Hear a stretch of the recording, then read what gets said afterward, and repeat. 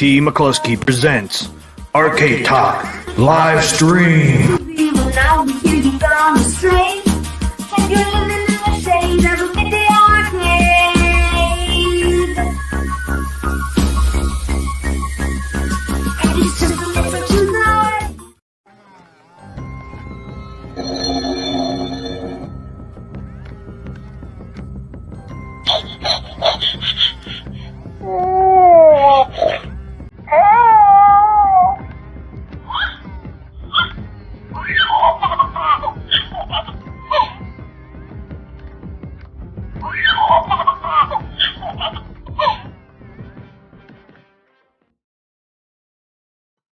Thanks, Grugu, for that introduction, man.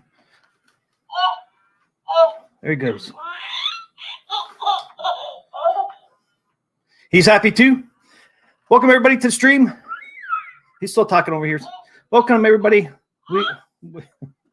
We are talking general arcade talk. We got some footage from Papa Brad. And there's Papa Brad. Hey, what's happening? What's happening? Great to be here. Great to be here. Great to be here. Wow, that was amazing. It was like I thought I was watching The Mandalorian there for a minute. What an awesome intro. How did you do that? It's like special effects. That's pretty cool. Yeah. That's a tribute to Dave.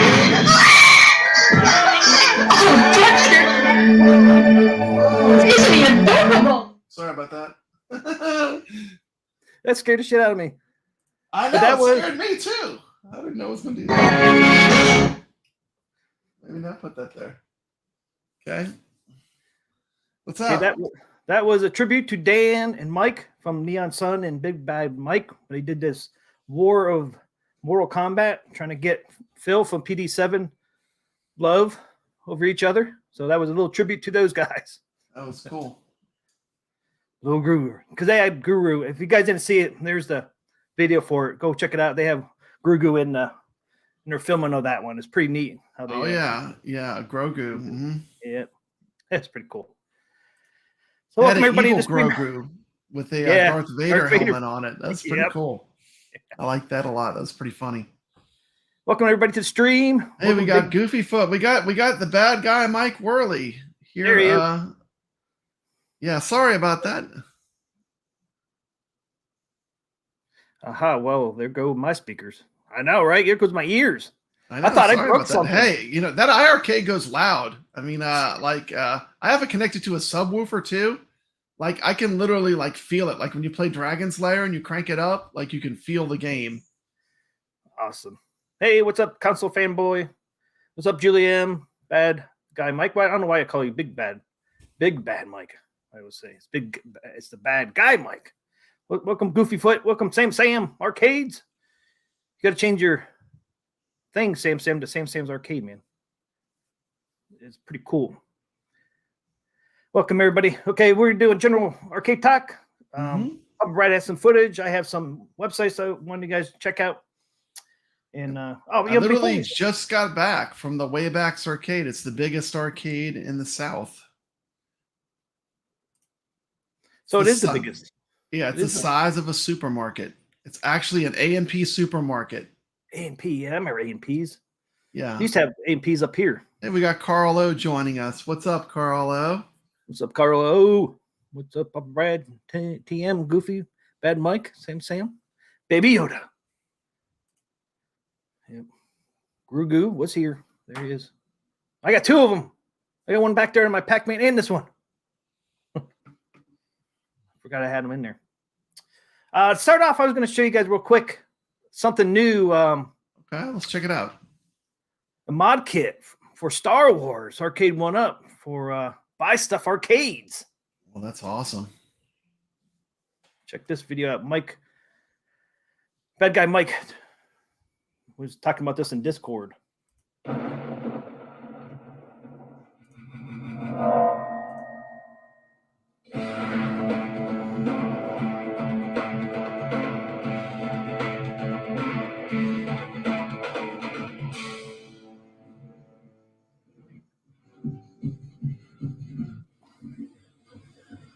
Lucky spy, please. Spy Hunter. Comes with the braking gas. I think that would be a good controller, man, for Spy Hunter.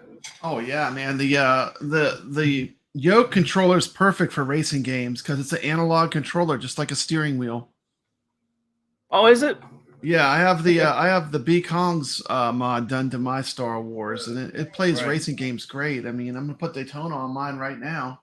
Nice. So I think I'll be able to play games like that too. It comes with some games as well. This is cool. Now this is just kind of like a plug and play kit, like the kit they did for Ridge Racer, huh? Yeah, I do believe. How much was that kit? Anybody in the chat? I didn't get it, but it comes with everything you need to play the games, which is cool.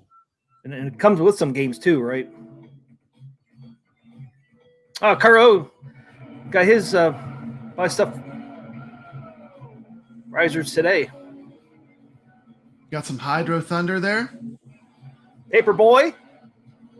You actually play Paperboy. Somewhat with a steering wheel. Bicycle. Be a hell of a lot easier using the flight yoke instead of a joystick for Paperboy.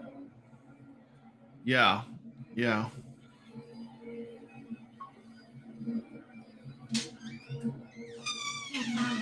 All right. That's what I'm talking about. I can't find the two.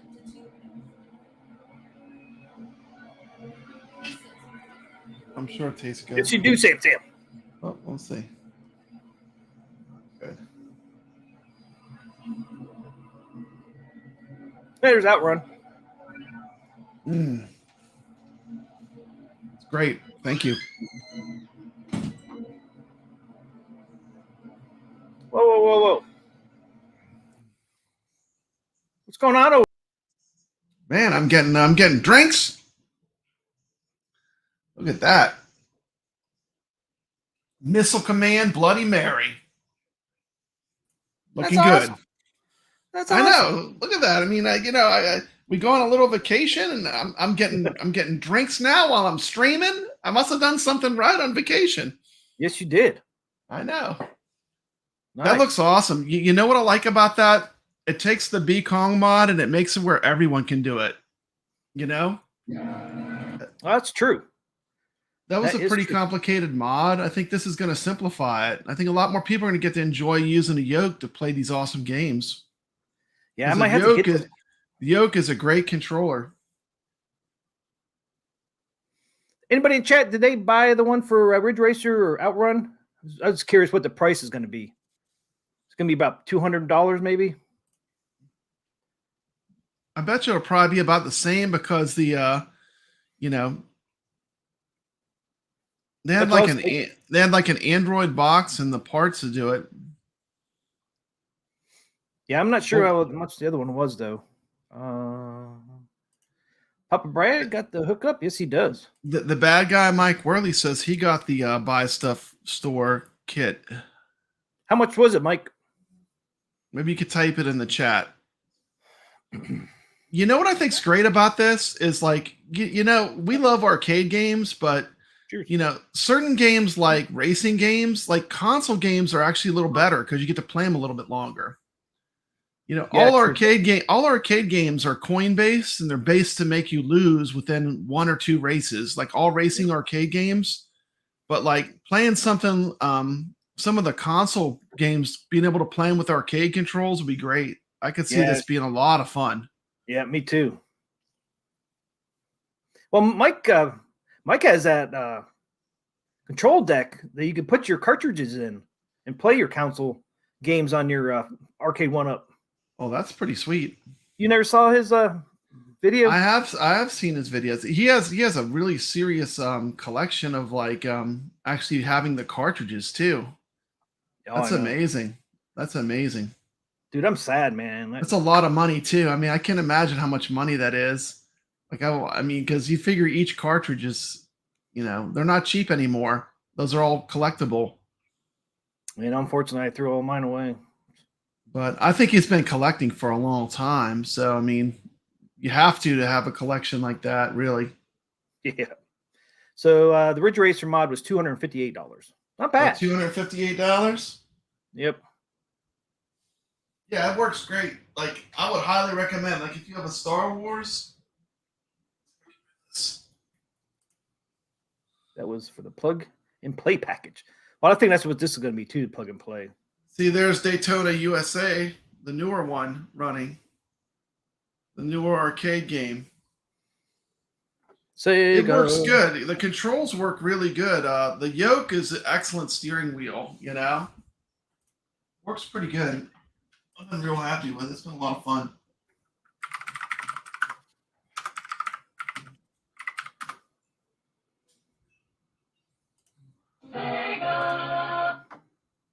I was a little late on the Sega.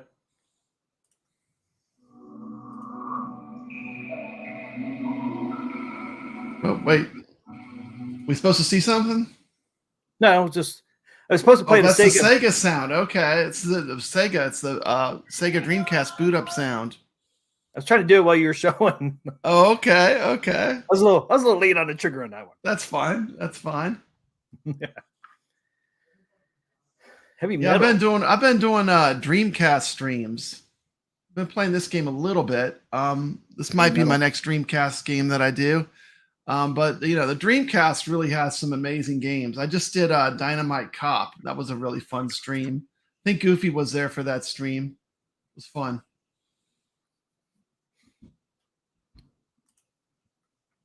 Okay, Sam has a question. Do you think the steering wheel on the F&F cab will need to be upgraded right out of the box? No, because the steering wheel works really good for Ridge Racer. They did a good job. The steering controls work good. Yeah, that's what I thought. I haven't heard any complaints on either cabinet. No, and really all it is, it's like almost like they took their yoke design and they modified it and they put a rubber wheel on it. The yoke is a really good analog controller. I mean, it works good. That guy said he has been collecting for a long time. Mm-hmm. Console Fanboy says you never know with one up. They're all over the place. The steering wheel can be nice like Ridge Racer, or it can go backwards. And that's true.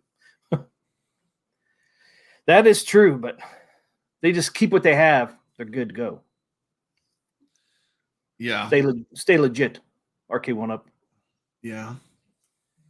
Look, I did a video called What Arcade One Up is doing right. That was a fun video to make.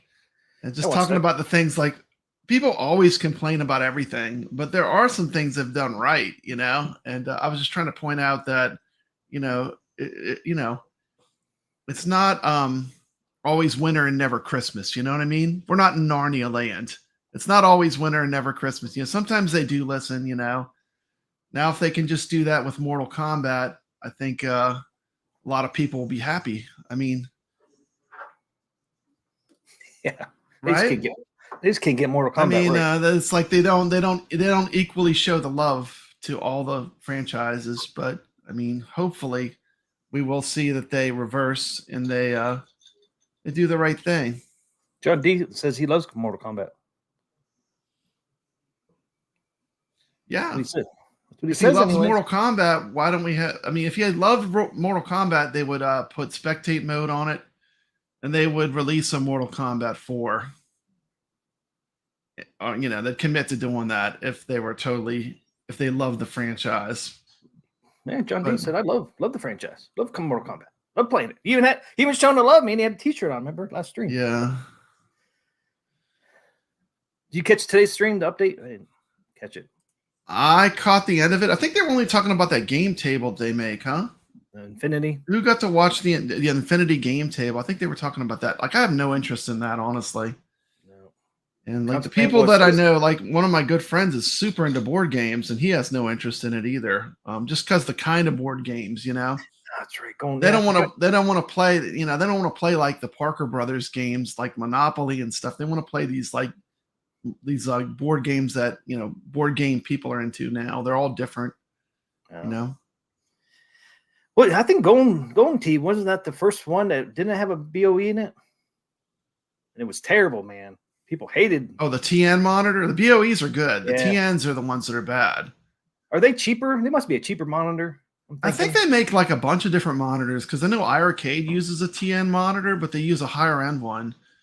I think whatever one they bought, it just was not good for the application, you know? Because when you moved to the side, it washed out. Sam said was not interested, I guess.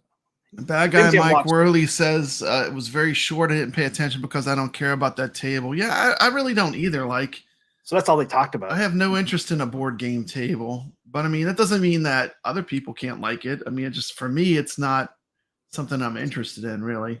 No, I mean, but it's a good family activity. That Games has the best monitor in the biz. They do have a great monitor. Good black levels. Anybody know what brand they use? Now you got a different glass over there. I know. I got all kind of drinks. I can pick between like 3 drinks now. They're I don't know. I think it's proprietary for At Games. They spec a very good monitor though. Their monitor looks great. Like when you play Robotron on the At Games Legends Ultimate, it looks fantastic.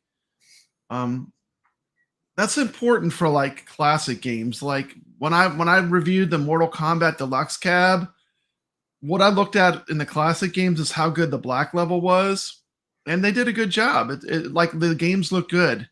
You got to have a good monitor that can do like solid black well. Like when you have those games like Wizard of War, Galaga, like anything that's really old, you know what I mean? Yep. The screens are mostly black. So if your monitor has if it looks gray while you're playing the game, that's a big turnoff to me as a classic arcade game player. Yep. Yeah, it would suck. See what Council Fanboy said, I may buy it, the Infinity Table, and do a drop test review and then return it. That's why it has an amazing return policy. It just broke, man. Right out of the box. It just broke. It was cracked. Too risky. And those things ain't cheap either. My hopes and dreams are still wanting an MK4 cab. I think I would wait a little bit, though. It don't sound like they're going to be coming out with that anytime soon, though. At least Arcade went up a lot. Doesn't sound like it. They need to get what they have out right first, anyways. Got to fix the online play. Get their lobbies. Brad, play me Hyper Fighting tonight. Come on. 8:30 Pacific.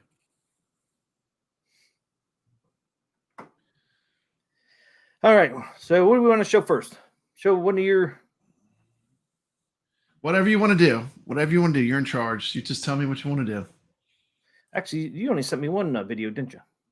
Yeah, I sent you the one with the music overlaid. Yeah. And then I did 2 of yours cutouts. Okay. Okay, cool. I got those done. You want me to talk a little bit about Wayback's Arcade first? Yeah, you can. Okay, well, Wayback's Arcade is kind of a special thing. It's here in Louisiana. Started by 2 people, Jeremy and Evan, and they were collectors. They had some video games, they had some arcade games, and basically they started off in a strip mall, and they had all these really beautifully restored arcade games in the strip mall. That was the first Wayback's Arcade tour I did. Then they did so well, and keep in mind, this is while we're going through COVID, and they still did well enough that they were able to open a second location. And their new location, they went from being in a strip mall and being like still an amazing arcade, but then they bought a supermarket, an A&P, and they basically took the inside of it and gutted it. There's a false wall, and that's where they repair games. And they literally have a secret area of the arcade behind everything where, like, when a game breaks, they can literally roll out another game. They have games ready to go. So everything on the floor works. Like, when you go in there, it's just amazing that seeing that many games. You know, every time I go to an arcade, I see those out of order signs on things. Yep. But they don't have to do that because they have the space. And they literally have games ready to go that they can put on a hand truck and roll out. But that's a behind the scenes thing that I didn't learn until like my second tour. This is my 3rd time touring Waybacks. I got footage of it. Yeah. I got footage of the Wayback. Okay. Behind the scenes. Hey, what's up, Brooklyn? It's a supermarket-sized arcade. And you'll see, like, when I do the walkthrough, how big it is. Like, the scale of it is, like, unreal. Play the clip.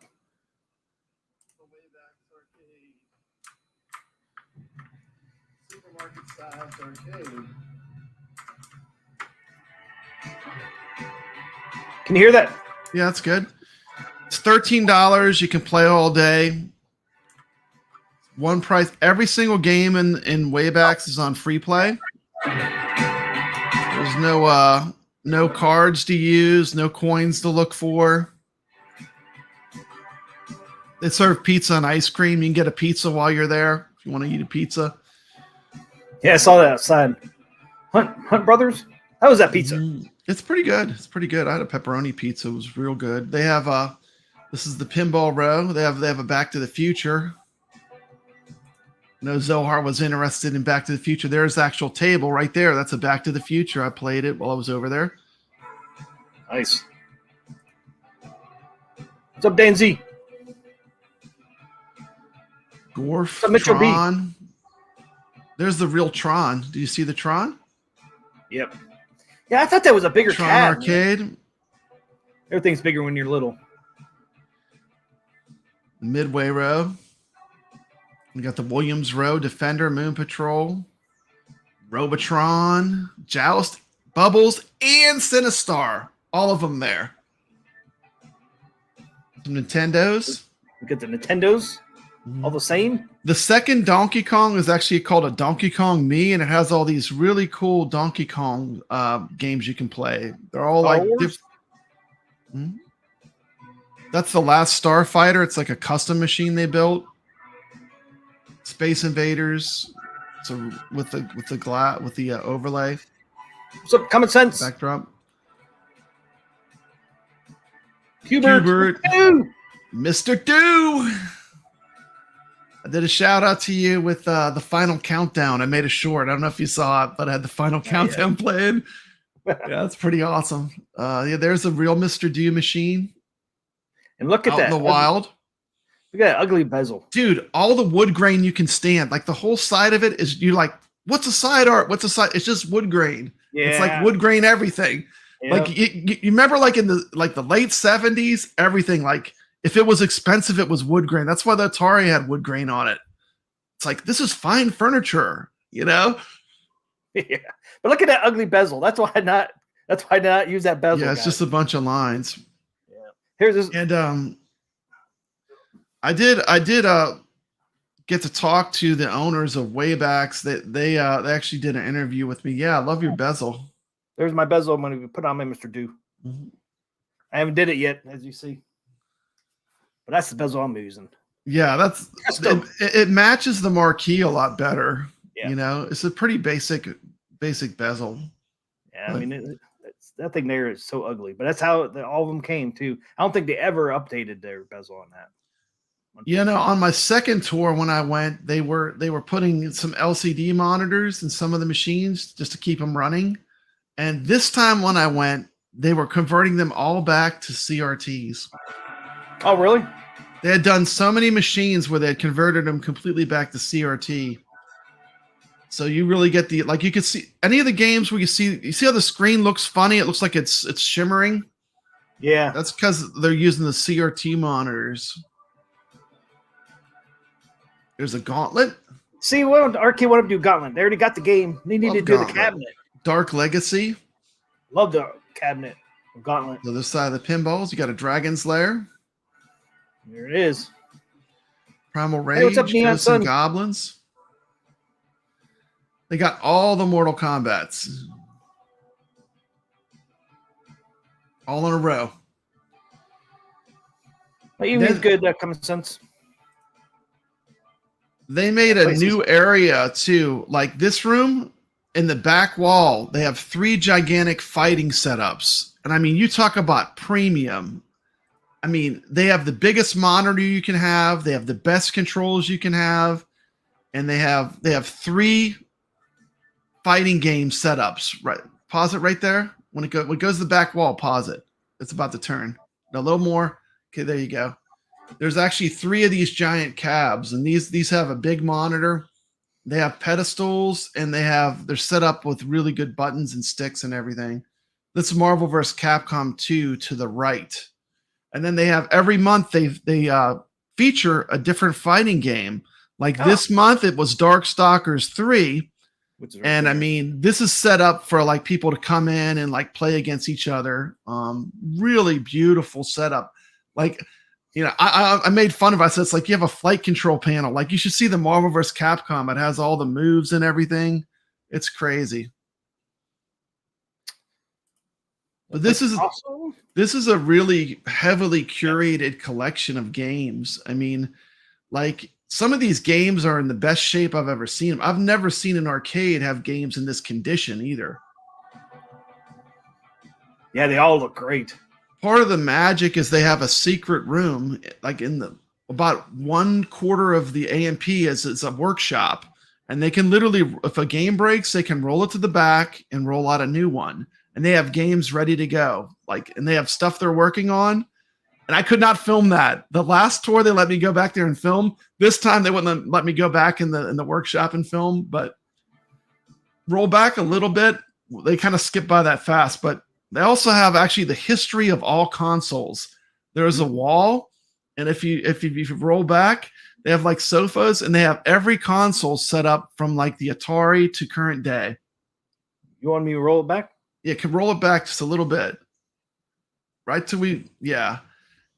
And keep rolling back. Yeah. They have like all the consoles set up.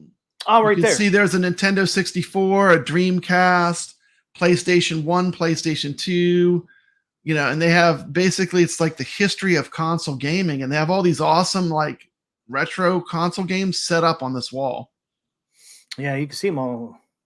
And then they added a ton of music games. Like in this room, it's like they have the 3 like ultimate fighting stations, I call them. Like they're just consoles. Like really maxed out fighter game setups. They have 3 of them on the back wall, and there's a mural which is dedicated to Street Fighter 2. It's actually the background on one of the stages of Street Fighter 2.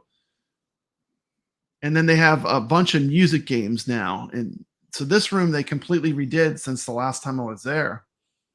These look like music. Yeah, cabinets. Every time I go there, it's like they've redone everything and it's different, which is pretty amazing. I've tried to make it there twice a year, but every time I go, it's different. Yeah, there's some more of those. Yeah, this whole wall is music games, and then they had the 3 kind of maxed out fighters on the back wall. And stuff is spaced out. It's not all jammed together, which is nice too. Yeah, 1, 2, 3, 4. 5, 6, 7, 8, 9. You have one 9? Off, yeah. Yeah, I caught that one too. 9 or 10 consoles. Damn. I know. All set up, and like you just like grab a control, and they have like the best games in them too. It's amazing. It's really cool the way they have it set up. It's like it's not just one thing, you know. It's like a bunch of different things. Young kids could go play consoles. The older kids go play arcades. Yeah. I mean, they had a Journey game there. I don't know if you saw that we passed it up, but there was a Journey. I haven't seen one of those in ages, man. That was pretty crazy. I mean, look at that roll, man. Roll arcade machines, man, all the way down as far as you can see. I know you got awesome. Then the pinballs on this side. And like if you look at like all the controls and everything are all like decked out. Like I mean, this place is like if you like to play games, this place they really care about keeping the machines in perfect shape. I mean, look at that, man! Just wall to wall pinball and arcade machines, man. That's an awesome shot right there. I know they love Mortal Kombat so much that they didn't have a cab for the new arcade game, so they made a cab for it.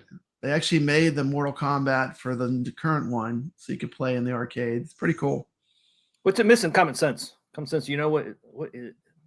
Man, I can't read today. You know what? It's missing people? Well, you know why it's missing people? I went on a Wednesday. Oh, yeah. This is like the middle of the day on Wednesday. Like I purposely picked a day when I knew there weren't going to be people. Like I've filmed before on Saturdays, and it's been pretty busy. But I mean, they're open pretty late, I think to like midnight. So like it clears out at the real late hours. That's usually when I film. But this is actually filmed like yesterday. I filmed all this. I filmed it, edited it, and sent it to you. You remember? Yep. And the funny part is with arcade tours is, of course, they're playing awesome 80s music. So I made the video and it immediately claims because of the music.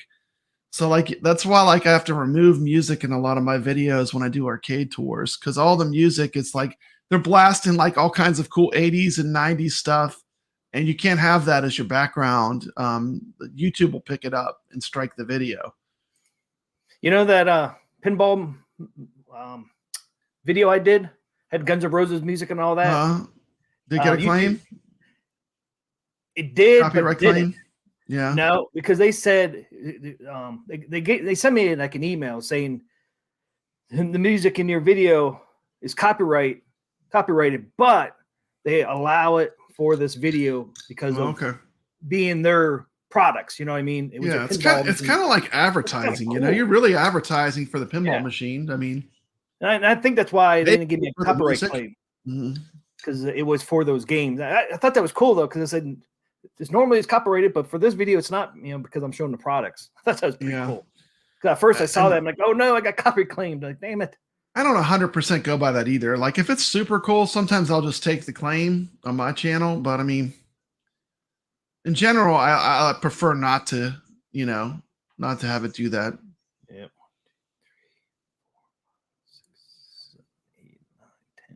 11, 12, 13, 14, 15, 17 maybe in that row. Man. Yeah, that's sick. That's going to be my garage one day. And then add to that, like that they have games ready to go. Like if something breaks, they can just roll something out, you know. But and they keep it organized. I don't know if you noticed, everything's like these are all Nintendo. These are all like Bally Midway, you know, or Bally games or Midway. Pinballs are. That Funhouse was amazing. They just got that one at the Texas Pinball Festival and brought it. That's a brand new machine. Yeah. That Shaq pinball was real fun.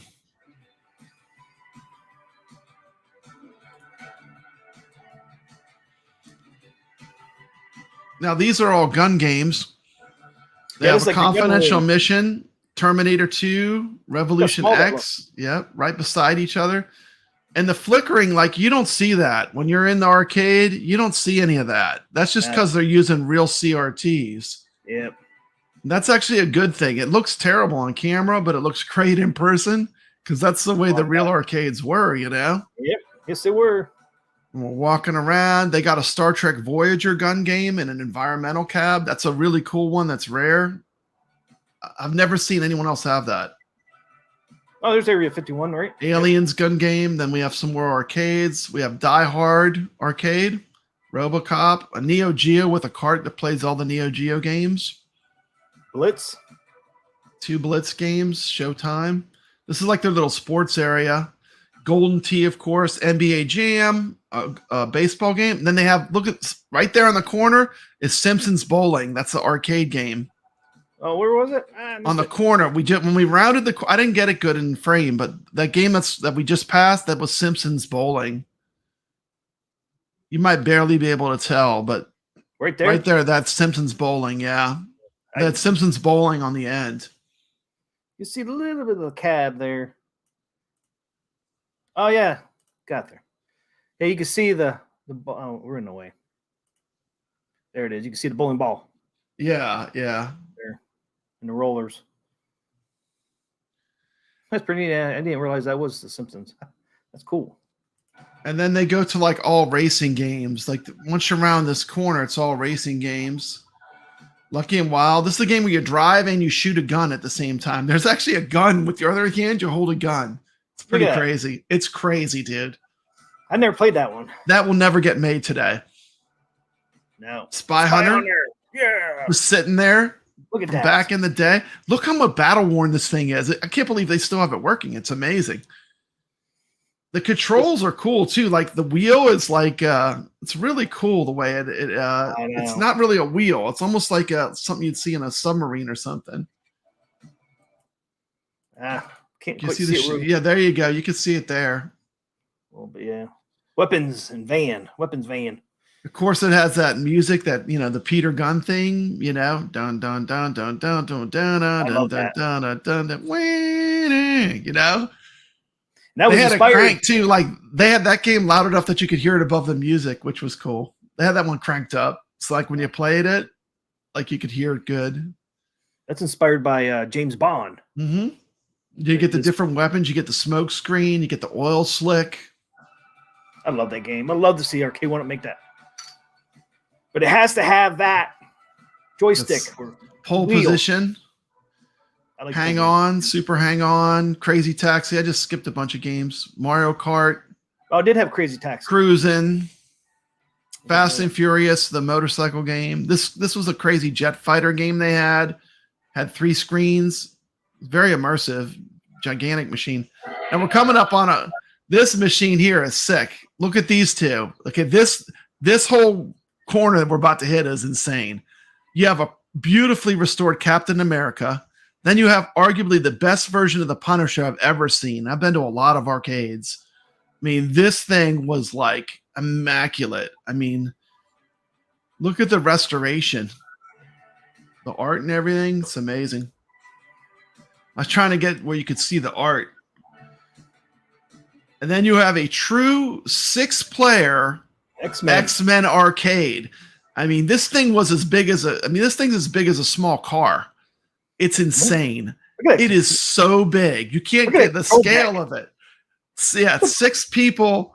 It's double, like big giant arcade monitors. It's 2 real monitors in this thing too. Oh, it has 2? Yeah. I can't. And they use a mirror and they piece the 2 monitors together. But it's really was an amazing machine to see in person. Oh, okay, yeah. Look at that control tech, man. Huge. Even the marquee, man, is so long.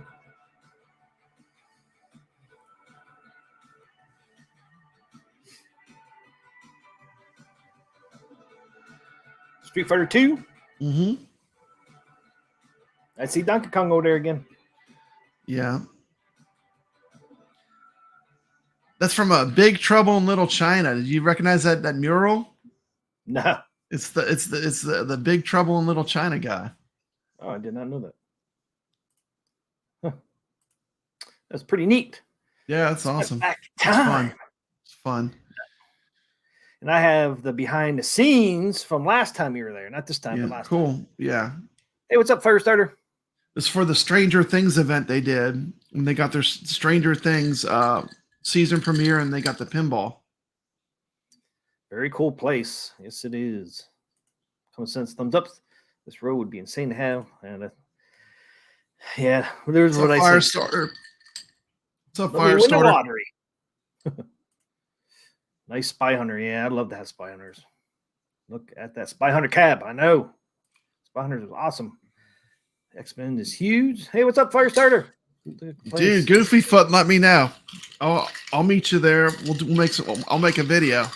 If you ever want to go to Waybacks. Goofy Foot, they are going to be getting the Scooby-Doo pinball too from Spooky. Yeah, that's right. I'll probably be making my next trip there when they get that. Spooky. I don't have that anymore. Crap. No, what's so the behind the scenes? Yeah, this last time they wouldn't let me go. I mean, I could go behind the scenes, but I couldn't film. I couldn't film the behind the scenes. But in the second one, I got it on film. They have a ton of stuff back there. Okay. Here's the behind the scenes. Where do you said there was a place you repair them. Oh boy, oh boy. Oh boy, oh boy, here we go. Someone's excited. This is where the magic. How cool is this? This is like hidden. Like you would not expect this to be there. Like you just go through it. It's all dark, and then you go into this room, and it's all light. Crazy. It's a different place. Look at all those cabs that got there. Yeah, and that's Jeremy. He's one of the owners of Waybacks. There's 2 guys that run Waybacks. Look at that. 2884. It's a Robotron cab. Just chilling. It's there. That's So they don't probably have one. and the funny part, that's probably an extra Robotron because they have a Robotron on the floor. Okay, I thought they did. Yeah, That's an extra one. So there it is. Is that a Robotron in the back? Oh, yeah. Oh, boy, oh, boy. One day. Oh, what game is that? It has 3 steering wheels. Yeah, they finally got that out. Yeah, that's the off-road. Okay. I'm gonna have a segment on that. Yeah, on my interview, we talk about that game, and that game was insanely hard to get working. They talk about it. So is that out on the floor now? Yeah, they got that one on the floor now. That's cool. Last time It's the Ivan Stewart's off-road challenge or whatever, the one with the 3 wheels. Looks like they have an extra one back here laying on the ground. Sometimes it takes them like 2 or 3 machines to make one machine that works good, you know. Oh, boy. Yeah. One day. That's cool. That's out on the floor now, though. Smash TV's a classic. That should be up very soon. There's Smash TV.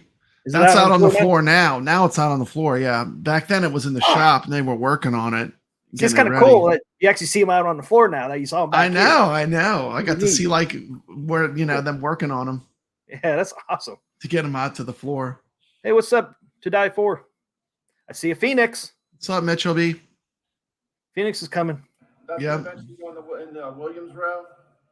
It may not fit there. It might not fit there because it's a really big cab. But This cab was 20. Oh, yeah, you can see the logo, off-road logo. Yeah. There it is. We got a big old board. $25 and had been rained on $5. How much? $25. This cab was $25. Oh, man. $25.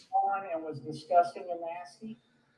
so basically, you take what people think is junk and totally redo it. It's like a love of the craft. That looks nice. Yeah. I mean, the restoration work is insane that they do. Oh, man. Look at the marquee. Cool marquee, man. I think is we ordered, of course, it takes a hair, but the Williams. They told me like so many of the games that they had all been converted to Golden Tees, and then they convert them back into the original arcade games. Like Really? Wow. Yeah, a lot of arcade operators and owners will buy these games, and they'll just rip the guts out and put something else in them. And they buy a lot of games, and they rip them all back apart and then restore them back to what they originally were. It's crazy. That's pretty cool, though. They know what the different cabs look like and stuff. Like they research it a lot. Yeah. This Phoenix. That looks nice already, too. It looks like this. Mm-hmm. Was that on the floor before? I thought that was on the floor before. That was probably on at the grand opening. I remember that. What pinball is that back over there? Just got a Close Encounters sitting back there. So you got 2 close encounters. Now Carnival's on the floor now. Now that I look, I see some of these games are out. Carnival's out on the floor now. They were working on it back at this time. Berserk. Yeah. That's such a small cabinet. I don't remember it being that small. Wow. Well, what they did is they had a working Berserk board, and then they eventually got the real Berserk cabinet, and now it's in the real cabinet and everything out on the floor. But first they had the boards and the sticks and stuff, so they had that out earlier, and then they restored it to a complete machine. Wow. What? Yeah, looking, and that's close encounters. Is that what he said? Close Encounters, yeah, the third kind. Yeah, they have 2 of them. They have one in the back and one in the front. Look at the artwork. Freaking awesome. I know, it's cool. This one works too? You got 2 close encounters. Wow. It's incredible. Oh, he's taking it to his house. So like with all these arcades, you still have arcades in your house now, or do you just keep them here? I would imagine like if I had an arcade like that was this awesome, I would just keep them all here. I mean, Here comes the truth. in your house or they're all here? You do? Yeah. So what machines were worthy to make the cut to go home? Probably a pinball, I would imagine. I have a, this is going to sound like a crime, but I have a multicade dynamo cab that I did Adventure Time theme. Multicade. He has a multicade. So That's the stuff you can emulation, yeah. It runs We all have that. We love that. Like all of us that are into arcades, I haven't gotta seen have one of down those. a cocktail that I'm not sure what I'm going to do with yet.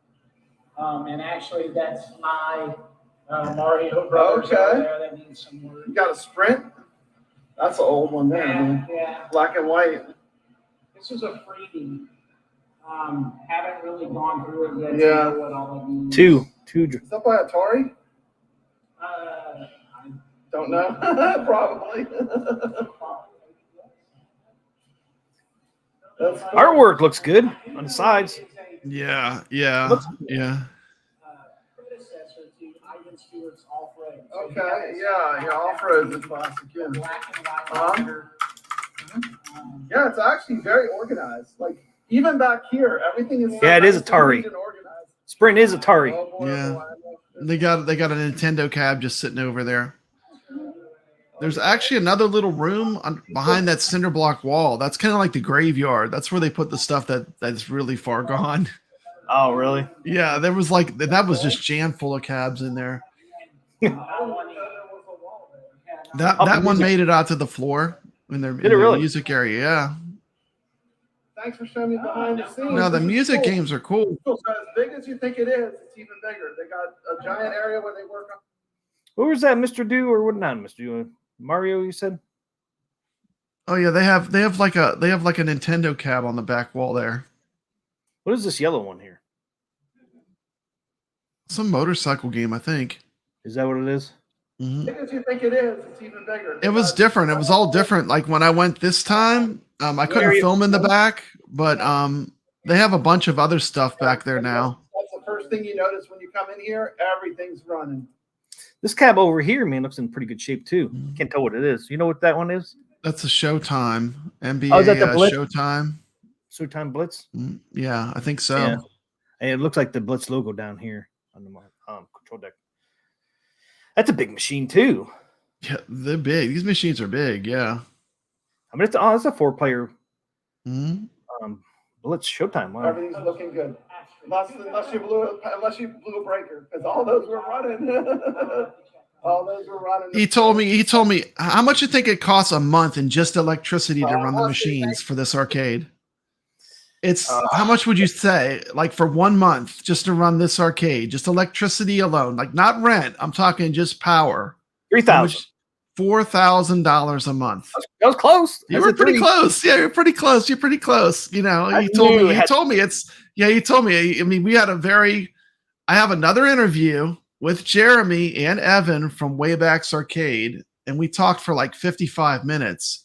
So I'll eventually get that on my channel. I need to go through it. I just got the footage. I got a picture of us. Oh, did you? This is Papa But- Brad's Gaming. I'm at the Wayback's Arcade. Jeremy, thank you for the tour. Thank you. Glad to have you. Very cool to get like from someone that really knows like what it's like owning a big arcade, to get like the stories and stuff. Just amazing. Just really good, down to earth people at Wayback's Arcade. You know, $13 too to play all those games with all that restoration work. I mean, the games are like, if you loved games and you restored it yourself, that's the way you would do it, you know? Everything is like for like preservation and stuff. Very Yes. cool. Very cool. Smash TV looked awesome. Yeah, the games are in the best shape you've ever played them. And like by the time they hit the floor, like, and you saw Jeremy, but Evan is really the guy that does a lot of the work on restoring the machines. And man, he just knows, he knows everything. Like he's one of those guys that, you know, he was in the hobby long before he had the arcade. So he was already restoring arcade games, but you could tell the people that love it, you know, it's like hot rods. I mean, they don't want to just have it like running. They want to have it like in the best condition it can be in. You know, they want to do restoration. They want to have the games with perfect controls. And the whole back wall with the 3 fighters set up, that's like, if you're into fighting games, they're giving you like just a really nice, you know, premium format to play those fighting games. So that's pretty cool. And it's in Pineville, Louisiana.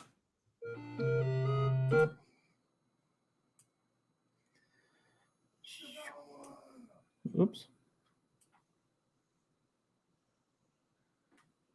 They spent like a year on the Dragon's Lair machine, like a full year building that, restoring that machine and putting that before they put it out. I got a brand new one back there. I know. It doesn't play as good. At least I have one. No, yeah, that's awesome though. Yeah, So I guess and, they're cool. They're cool with the home arcade stuff too. Like they didn't razz me too bad about being all into home arcade stuff. But it's the only stuff you can afford. Yeah, I mean, if you want a lot of them, if you just want one machine, I can see go getting a real one. But if you want more than one, man, I mean, those things ain't cheap. Yeah, and they constantly break. It's like you got to be willing to like get your hands dirty and really learn about how arcades work. I mean, that's the one thing that is constant, is they constantly need to be worked on. Yeah, that's one thing I'd be scared of getting one. That is still set up from back then. I mean, you can get old ones now that they gutted and put the newer stuff in. Like the one store I was looking at today or yesterday, they had Donkey Kong, and this is Donkey Kong original cabinet, but they put in the LCD monitor. I think they put a different PCB board in there. Yeah, it's all modern. Yeah, like the 60-in-1 board is real popular for people to put in there. There's a bunch of the popular arcade games. But I think they're asking $13.80 for that Donkey Kong. Mm-hmm. That one, I can't find that one, man. They must have sold that one already. I said it was around $750. Haven't seen that thing again, man. I bet it went that day. Because I looked the next day, couldn't find it on the internet anywhere. It's like, yep, somebody was smart enough and picked it up for $750. $750 for Donkey Kong. Yeah. Restored. Well, you heard how much they paid for the Smash TV cab, $25. But that thing, they go out, they look for machines that are broken because they're going to restore them. They're going to bring them all back. I mean, but if you look at like Stringer Films, who has a arcade has a really nice home arcade with real arcades. That's how he buys machines too. He kind of goes out and looks for ones and gets the deals. I mean, if you're willing to do the labor, you can bring a lot of those machines back. It's mostly just the labor of doing it. Yeah, look at Dan from Neon Sun, man. Look what I mean, he's got the Street Fighter. He's bringing back. Mm-hmm. Yeah, he got that for free. Looks really good. Yeah, he's doing a good job with that restoration on that machine. One thing I can't understand about Street Fighters 2 side cabinet art is why they made it so small. It's weird how that side art, because when I got that Mr. Dude, that was a Street Fighters 2, and a side art, man, it was like that big. I'm like, really? Mm-hmm. You got all this room. Why'd you put it? But the real one's like that. I wonder why they made the side art so small. I've never seen the side art that small. Yeah, Carl, if you ever go to Pineville, you need to go to Wayback's Arcade. It's a destination for the South. I mean, it's probably one of the best it's the best arcade I've ever been in the southern part of the United States. So you said they have 3 arcades now? No. They had the original Wayback's Arcade was in a strip mall. It was just like a really nice arcade. I mean, I have a tour of that too, but they are opening up some other. They're working on opening up some other businesses that are gonna be arcades too. But really? I'm not really supposed to talk about it. I don't think so. That was in my backstage interview, so I probably won't let too much go on that. But yeah, they're that's cool. They're really into it though, and it's awesome to see that they're doing well too. They're doing okay. That's good. That is good to see. Okay, here's their Dragon's Lair that they had to redo. This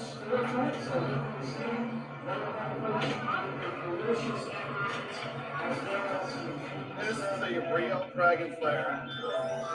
Look at this beautiful machine.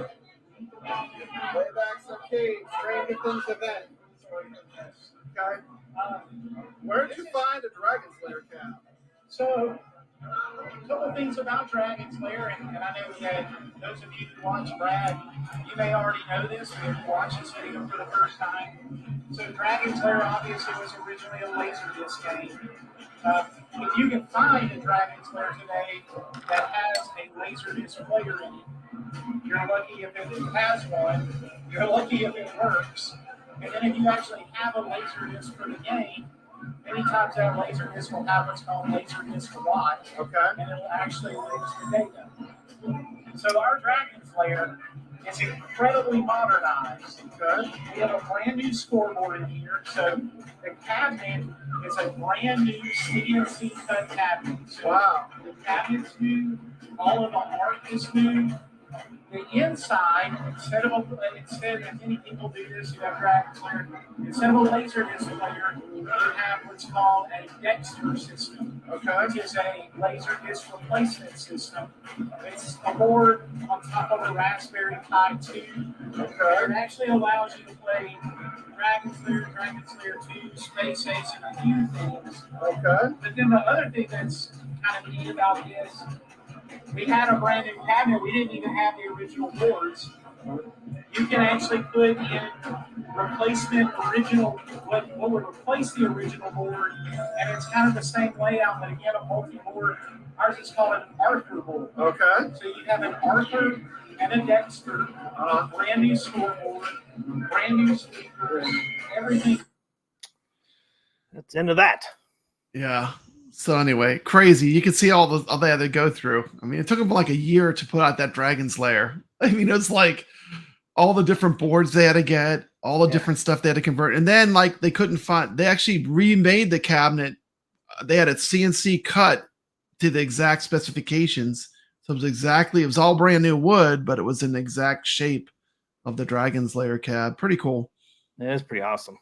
Yeah, I saw somebody's video that actually has a working laser disc and disc in their Dragon's Lair. I saw a video a couple years ago, but I guess it's really rare to find one working and then two the discs working. I didn't realize this lost their data over time. That's crazy. they have disc rot. I mean, didn't know that existed. But now they have like he was saying, the way they have it, it's all like modernized, but it's actually running it's running the same way, but it's just more modernized. Yep. Yeah, it's same simulation as the laser disc. It's an exact simulation. Yeah, those laser discs, man. I watched the behind the scenes of Dragon's Lair with Rick and them in Bluth and talking about that laser disc. Rick Dry, how they did that on the laser. I mean, it sounds like it took ridiculous amount of time to make that game. It did, basically. It's like and then the animations, like you're making like a Disney movie, Yeah, and it's so many different scenes they have to animate, And frame could be over here on the disc. Next frame could be way over here on the disc, and the laser just got to flip around to the right spot for the right frame. I mean, it's crazy, complicated to sound. And this all happened in 83 when. It was crazy. I mean, you got to remember, we were still playing stuff like Dig Dug and like Donkey Kong and Galaga when Dragon's Lair rolled out on the arcade floor. I mean, cool. It was like a massive jump to see something like animated like that. But cartoon. I'm playing a cartoon. A playable cartoon. Yeah. I'm making art. Cartoon character move around. That's what I thought first time I saw it. Like, that's so freaking cool. Yeah, my favorite Laserdisc game though is actually Cliffhanger, but it's a pretty rare one. That was a Laserdisc. I didn't realize. I played that a couple times. I remember that game. I didn't realize it was a Laserdisc. It was a Laserdisc game, and it's a Who made that? It was made by Stern. That's right. Yeah, it was Stern. And I found out the hard way. I did a playthrough of the game once. And then I tried to put on YouTube, and you can't do anything because it uses the loop in the third animation. So it doesn't even claim, it strikes immediately. Oh, really? Oh, yeah, thankfully I didn't make it public, but yeah, it strikes because of the footage. The footage is from Loop in the Third, which is a popular anime in Japan. It's huge still. It's like a James Bond. It's like a James Bond cartoon almost. And that's where they caught all the footage from Cliffhanger. It was all from anime. And so if you film it, I did a playthrough where I played through the whole game, and then I didn't realize I was going to do that. But so still, I love the game though. Yeah, it was a fun game. Great game. die for. Very hard. It ramps up really hard. The difficulty gets crazy towards the end. I never got to the end. Yep. To Die For says my plan is open arcade in the future. That'd be cool, man. That would be awesome. I don't have that kind of money. Who made Cliffhanger? Stern. Okay. Mm-hmm. Hey, yep. Sam. Same Stern Pinball. All right, Sam. You changed their channel name to Sam's Arcade. Nice, man. Nice touch. Love it. That is awesome. Yeah, I forgot Stern made that. But let's see. Now I got some websites I want to show you guys. If anybody's interested in making their own arcade machine, like a full size. Yeah, if you could put a real arcade, like if you could buy one real arcade game, what would you buy, T? I'll give you a minute to think. I'll give you my game I would buy. The game I would buy would be probably a Robotron or a Donkey Kong. Like I would buy one of those to have a real one. But what machines would you buy? Well, I really want a Donkey Kong. Mm-hmm. So, because I don't think we'll ever get one from Arcade 1-Up or anything. So that is one of mine. Yeah. The good thing about Donkey Kong, though, it's an extremely common cab. They made like a gazillion of them. It was a real popular game. So it's one you can actually possibly get. You know what I mean? It's not like it's some of the games are hard to get or they're rare, but Donkey Kong is a pretty common one, which is good. Yeah, I forget. I saw on the website how many Donkey Kongs they sold. It's a ridiculous amount. It's just like Pac-Man was a ridiculous amount. They sold. They have a smaller Robotron. They had one they were working on over there at Waybacks. It was really cool. I guess my other one would like be not a full size one. I wouldn't mind seeing I wouldn't mind having a full size Tron, man. That would be wicked. Even though I got the Arcade 1-Up, looks pretty damn close, but something about Tron, man. What's different about the real machine is that the way that they do the NPC cone in the background, like it's like I don't know how to explain it. I'll have a video of it, but it's like it looks a little different. Does it? Yeah, but it's still good. Well, I don't understand with the Tron we have when you do the cone, try to break the blocks. If you go too far right, too far left, the whole thing moves. It does that on the arcade too, yeah. It does? Okay. I don't know why that does that, but it does do that. The whole screen moves when you do that. Yeah, it does that on the arcade machine too. Okay, exactly the same. So that's legit on that. But that is legit. I don't know why it does that. It's something with the programming. Yeah, it's weird. With Tron, Disney would only let them use 2 letters for putting in your high score. Yeah, so you can't so you can't swear. Yeah, pretty crazy. Yeah. So they limited it to just two letters for Tron. I thought that was funny. You can still do FU though. You could do FU. Yep. Don't know what I could think of though. You couldn't do an ass. You have as. Yeah, as. What the hell you mean as? All right. Grail cabinets. Put in the chat. What's your Grail cabinet? If you could pick just one cab, what would you buy? Since I have those ones back there, Mr. Doing all there, I would have to say Donkey Kong and Spy Hunter. Spy Hunter. Donkey Kong and Spy Hunter would be a great game to have because it's like there's nothing really that plays like the real arcade with the controls and stuff. It's pretty cool. Very unique. Yeah. I can't think of any other ones over there though. I mean, there's some ones I really like, but yeah, those two would probably be my 2. Mm-hmm. Yeah, I would want something that has that's basically infinitely playable, like Robotron or Defender, something that has no end. Like you can play it as long as you can stand playing it. Yeah. Smash TV for Carl. Yeah, that'd be a good one. That cabinet looks awesome, man. Smash TV. Oh man, it's a cool looking cabinet. I love just have the cabinet just for the looks of it, even if I didn't like the game, which the game's fun, but. I mean, the marquee is awesome. The side of it is awesome. That's an awesome cab. It is a good looking cab. Yeah, I love the colors. Donkey Kong for sure for Sam Arcade. Yeah, I know one place you can get one right now for Donkey Kong $1,380. I keep looking. I've been looking at that freaking website for 3 years, man. That's Yeah. like, it's gonna go down anymore. Get a little closer to 1,000. It doesn't do. And I should have scooped that one up for 750, man. Damn it. Yeah, man. You gotta scoop them up. Because when you see them, you got to go for it. Can't be shy, I guess. Yeah, well, Waybacks was selling. They just sold their Popeye pinball machine for like $4,000. They had a Popeye that was a cool pinball machine, but that's already sold. Is it? Yeah, I played it there when they had it. Yeah, Space Invaders would be a good, cool cab too. Gorf is a beautiful cab too. They have a Gorf there, but the real Gorf cab is just like a piece of art. It's beautiful. They have like it lights up.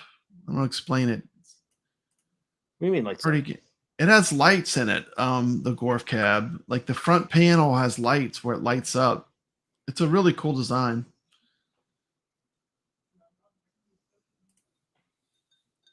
Yeah, that's not very good.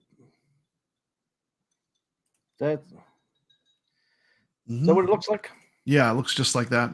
Where's the lights at? In that? That top panel and that bottom panel light up. See that panel in the front? That's lit up. Right here? Almost like a pinball, yeah. Is it the bezel? Underneath the control panel, that's a light. Almost like pinball glass, it looks like. It lights up. Well, that's cool. And then there's actually lights too on the side, like the different levels when you progress through the game. There's a picture of it right there. You could probably see it if move us out of the way. A space rank display board. That lights up as you play. They get the different levels. Oh, those light up? They light up too, yeah. Like the first level is like Space Cadet or something, and like it changes. This looks like it lights up too up here. Yeah. That's pretty freaking cool, man. Yeah, I really didn't play that game for whatever reason. You can see it's lit up in the front if you look. I don't know if it's showing it good, but it's pretty cool. So this front panel lights up. Yeah, they had And then at Waybacks they had done some work. They had the newest machine they had. They got it at the Texas Pinball Festival, and it was a fun house, which is a classic pinball that, like, if you know pinball a lot, it's one that most people know. But what they did is they had modernized it, and then made it where it could play the original Funhouse, but you can play this new version of Funhouse. And it was super cool. I got a bunch of video footage of that. I'm gonna have to do a video on it. So it's like you're getting two pinball machines. You can play the original code, or you can play this new version of Funhouse. Pretty cool. Well, that's pretty cool. That is cool. Okay, if anybody's interested in building their own cabinets, this website here, man, Arcade Work USA. They have the cabinets, but you got to put all the guts in it. I think they do sell them with the guts in them too if you wanted it. But if you just wanted the cabinet yourself, and these are all full sizes, you can. I thought about doing this. I mean, here you can see here's a Tron one. Yeah, look at that. Galaga. There's a Galaga. Now, see, that's what I have. I have a Galaga. I have my cab that I have is that exact shape. My multicade. Yeah. And it was basically just like this. It was all new wood, but it was done like in the original arcade designs, exact dimensions, just everything brand new. Look at that. That is a Discotron. That's cool. Environmental cab. Yeah. That is cool. It's not much money either. It's $595 raw. They're not using plywood though. They're using MDF. That's why. Yep. And then you can get it slotted for T-molding. My machine's made out of the plywood or whatever they really make the real arcades out of, and it is ridiculously heavy. Like you need a dolly to move it. See, you can see they sell ones already made kits, yeah. Like but it's already $3,300. Yep. So I mean, if you really wanted a full size cabinet, you at least get the cab from here because these cutouts are not very expensive. I mean, $3.95, $5.95. That's not bad, really. No. Yeah, like what would be cool is to get like the Nintendo cab and then build a Nintendo based arcade. Yep. I mean, they have the pinball, got the cocktails. I mean, they sell all the. I mean, look at that Tron, man. Look at that. That is cool. That's pretty freaking cool. That's $2,200. But just getting the shells. I mean, I think they're really reasonable. Now, You don't look have at to- the Vulex clone. Wow. There's a low boy, 2-player low boy, jukebox. They even have jukebox. I mean, they have a bunch of different. They even got the tabletops. They got the pedestals. So I think it's pretty cool. I mean, reasonable too. Really reasonable. So if you don't have the equipment to cut out the wood and stuff, you can get it from here, and then everything else, you could customize yourself. Yeah, that's pretty cool. Yeah, and I think it's really reasonable. Yeah, it's not bad. So all you have to do is put it together instead of because that was always my problem. Like, man, I don't have all that equipment to cut out wood and all that. It's Yeah. like, because one time I thought about making my own, and I came across this company. I was like, I don't have to do the hard part. I don't have to cut out the cabinet. Did it for you. And seeing there's a Virtual pen. Yeah.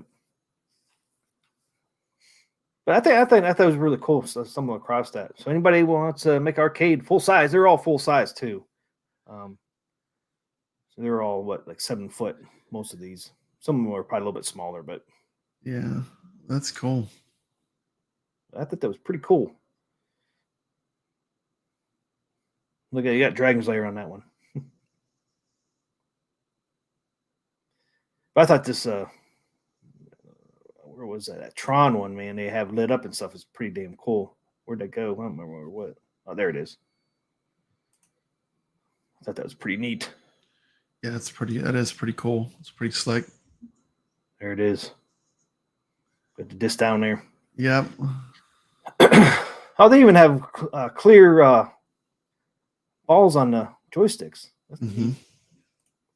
So there's that company. If anybody's interested in making their own cab. That DIY retro company I was telling you about, that they sell those kind of joysticks and stuff. A lot of those parts you can get from them to build that kind of a build. Yeah, there you go. Get the cabinet from this place and then get everything else. Your controls and buttons and stuff. Yeah.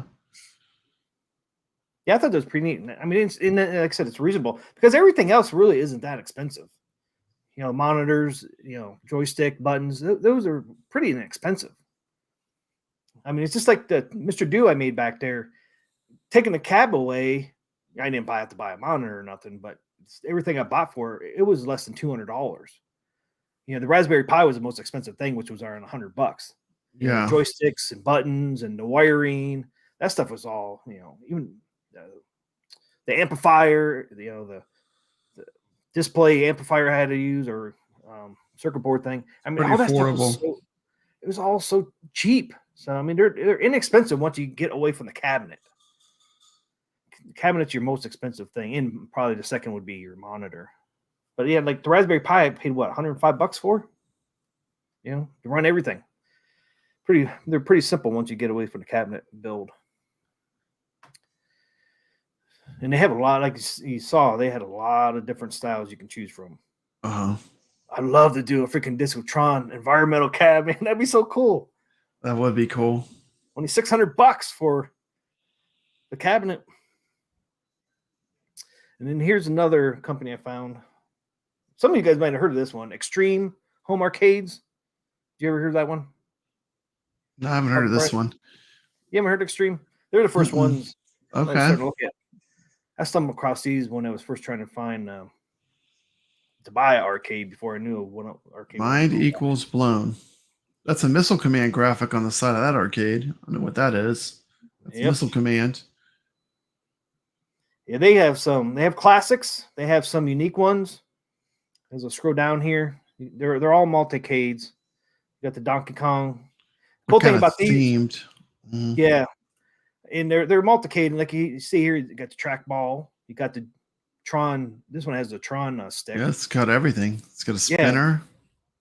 Yeah, there's the spinner in the middle there. Mhm. I mean, so it's these all are multi-cades, and it's kind of cool too. They have 2 sets. Some come with a flight yoke, and some of them come with a different. I can't remember. We'll see them. Look at this Tron one. Yeah. Funny thing though, this is the Tron, right? Look, they only have a Tron joystick or a flight stick. Yeah. It's a different one, but Donkey Kong has a Tron one. I thought Donkey Kong has the blue one. Yeah, I know. Got it backwards. Yeah. Look at that though, man. They're using that black light down here. It is cool. It's supposed to go. You guys probably don't want to know the prices though. We got a Star Wars one here.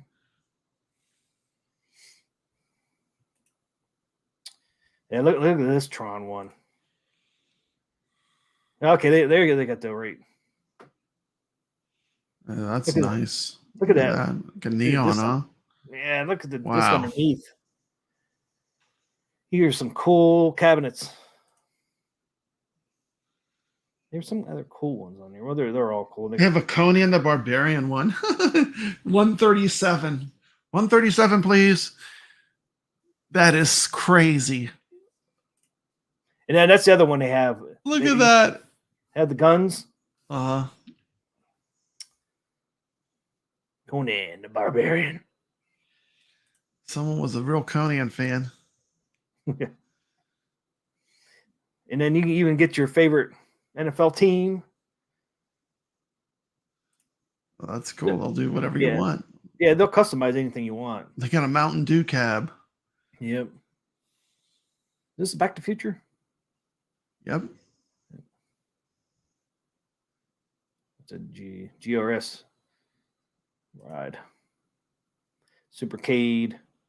Here's all the other football. Here's a Donkey Kong Jr. So you can get them with this setup, or you can get them with joystick buttons and guns. Mm. So you play the shooter ups.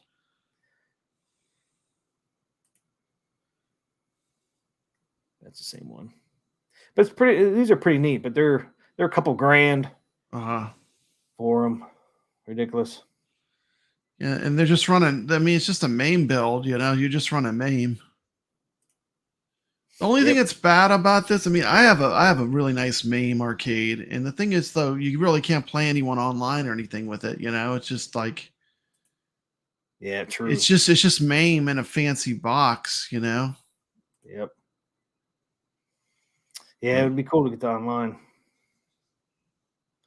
You see, some of them you have a drawer where you can store your controllers and that. But yeah, I thought that was kind of. They even have. I think they do have some. I thought they had some pinball. I like the retro ones. Like I probably like the Missile Command one the most. I don't know why, even though it's nothing like the Missile Command cabinet. It's just the graphics. Cool, though. The retro graphics to me are cool. I love retro stuff. That's why when iircade made the Space Invaders, that's what pushed me to get it. Really, you know, it's like it looked retro. You know, I like the retro look. Yeah, they do have cocktail tabletops. I thought they had pinball too, but it doesn't look like it. It looks like they have everything but that. So I thought that company was pretty neat, but they are expensive. I think they go from $2,000 to $4,000. My whole purpose was I was trying to find another company that kind of ranks around Arcade 1-Up, you know, somewhat competition wise. Yeah, and, they're not. I mean, all these are full size too, so that's another reason why they had the full size price with them. Yeah. Unfortunately, none of them are cheap. Do the Tron arcade talk? It would be great content. I mean, the Arcade 1-Up, they really made, you know, having like a classically themed arcade affordable, you know? I mean, yep. But we have a lot of selection. We have a lot of good companies to choose from right now, you know? I mean, at Games, you've got iircade, you've got Arcade 1-Up. You got 3 good companies that make very affordable, good home arcades products, you know? It's just a lot to choose from. Yeah, there is. Depending on what you like, you know, depending on what you want. I'm still going to get At Games pinball. I'm waiting for that new one to come out. Yeah. I don't know if I want to pay that. You guys think it's going to be around $1,000? At least. You should. At least the 4K one. You should pick up an Legends Ultimate is a good arcade multicade. You can put coin ops on it. And you can play thousands of games. That'd be cool. If you ever see one of those used, pick it up. I'll hook you up with the sauce to get you all the games. Oh, nice. Yeah, I'll give you the sauce for free. Just get the arcade. Yeah, but sometimes like there was one in my local area that someone's selling for like $300. It's pretty good, you know. Yeah, that is pretty good. Wow, $300. You know, but yeah, I can get to me the Act Games one. I like the Ultimate more because it has the spinners and has a trackball, so like you could play more arcade games on it. You know, you have all the trackball games you can play. That's why that one there. Act Games makes a good product. I mean, they've also done a lot where you can buy like packs of different games and stuff. Like they have this Activision pack. Like I like Atari stuff, so like I've been playing some of my Atari games on my Act Games lately. Just just mix it up a little bit, but I like it. They did a good job. They converted them well to work on their hardware, which is not so easy to do. Like I immediately thought, like when I got the Active, I thought, man, they're gonna mess up Kaboom. They're not gonna have Kaboom right. That's an Atari game. I was like, there's no way they're gonna get this right with their spinner, but it plays really good. I was surprised. Oh, that's good. They spent some time. They got it emulated good. It works good. Oh yeah, I remember Kaboom. Yeah. It was a paddle game on the 2600. Paddle games are usually pretty hard because they're analog controls. Oops. Yeah, I forgot about that game. I think I had that. Dude, it's still super addictive. Look at it. There it is. Like I had that on my Atari, on my real TV, and I handed it to my grandson, and then he was mesmerized by it. It's like, because it drops bombs and you basically are following like a pattern. It's a really cool game. It really holds up pretty well. I mean, it's just a fun game in general. Just the mechanics of it. Look, somebody made an arcade. That is crazy. Todd Rogers. There's a couple of them. There's another one. That is cool. Yeah, I mean, I wish I would have kept all those freaking games, man. My mom just threw them away. Bloop. I don't want a commentary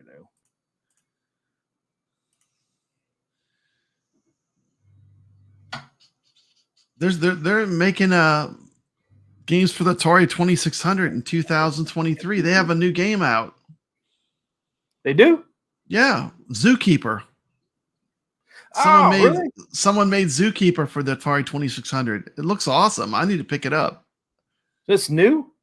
Yeah, brand new. I just saw a review on it. It was I saw it today on YouTube. You can only play on I don't have a 2600. They had ported it to the 2600 Zookeeper, and they had made the version. Looks really good too. Man, I can't believe that. Now I got to get a 2600. Yeah, I forgot all about this game. Man, look how fast he's going. Yeah, it ramps up gradually. The idea is you're catching the little bombs in the buckets of water. You got 3 layers. Yeah, and then each time you die, you lose one of the buckets. Oh, that's what it is. Man. Yeah, and eventually you just have one. Then you lose.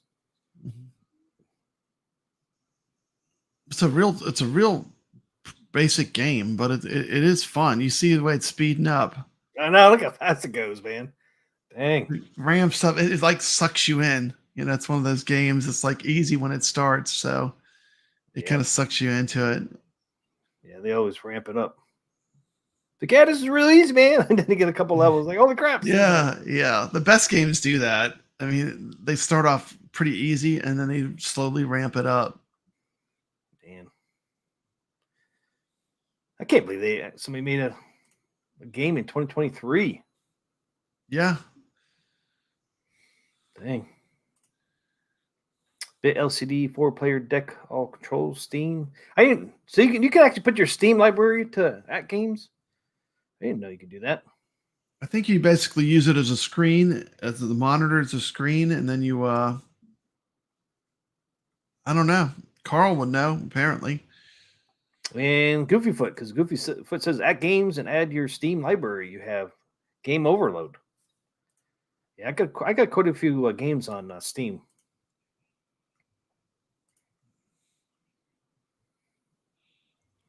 Don't have an ALU. I have an ALP. Gunslut. What the? Kaboom Rocks. Yeah. Yeah, man, I wish I had all my games from Atari 2600 because it was cool too. Because once the 7800 came out and all that, those games for 2600 went cheap. I was buying them for like $1 or $2. Legends Link application wirelessly streams Steam games from your PC. How's that work? I need to learn how that works. Legends Link application.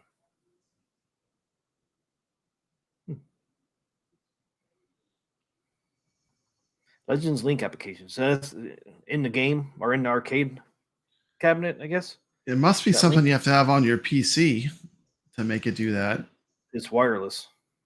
Yeah. Going through Bluetooth or Wi-Fi. I don't know. I haven't done that yet. Carl O's got to hook you up, man. I know. He's got to teach me how it works. That's the thing. The at games does a lot, but you have to learn a lot. It can do a lot, but it's like you got to learn how to work it. Pinball like that too? Because like the pinball, how do you get the games on that? You do the pinball is easy. Like you can buy the games, or well, you can do both. You can buy the games, or you can use like a PC and play pinball games on the Legends pinball. So when you buy a game for a pinball, does it automatically go to your?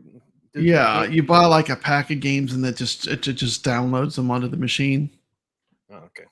Because doesn't it have like a? You can also play games like from a PC on the at games pinball. I don't do it, but I know if, like my friend Punk Rock Dave, he's big time into that now. He's gotten into the virtual pinball but then you need a PC, and I mean it could be done. Oh. I don't have time for it right now, but it looks like it's fun.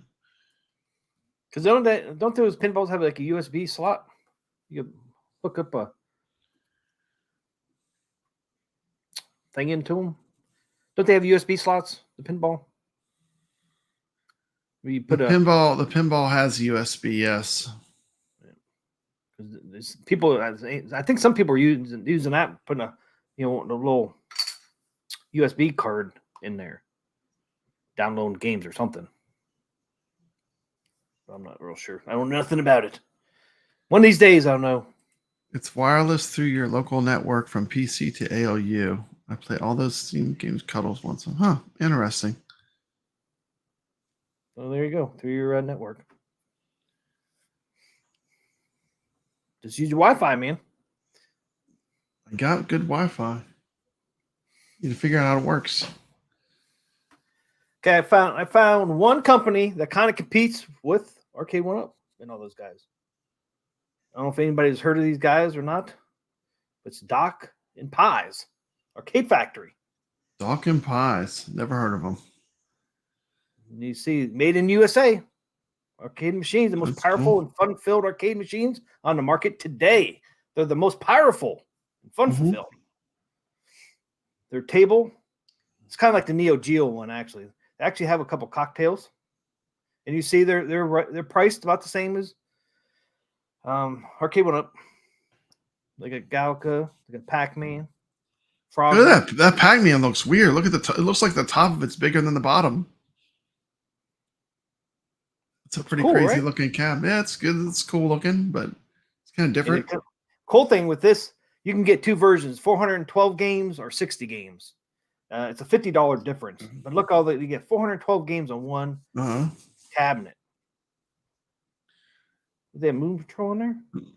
Moon Alien. Using some kind of board. Yep.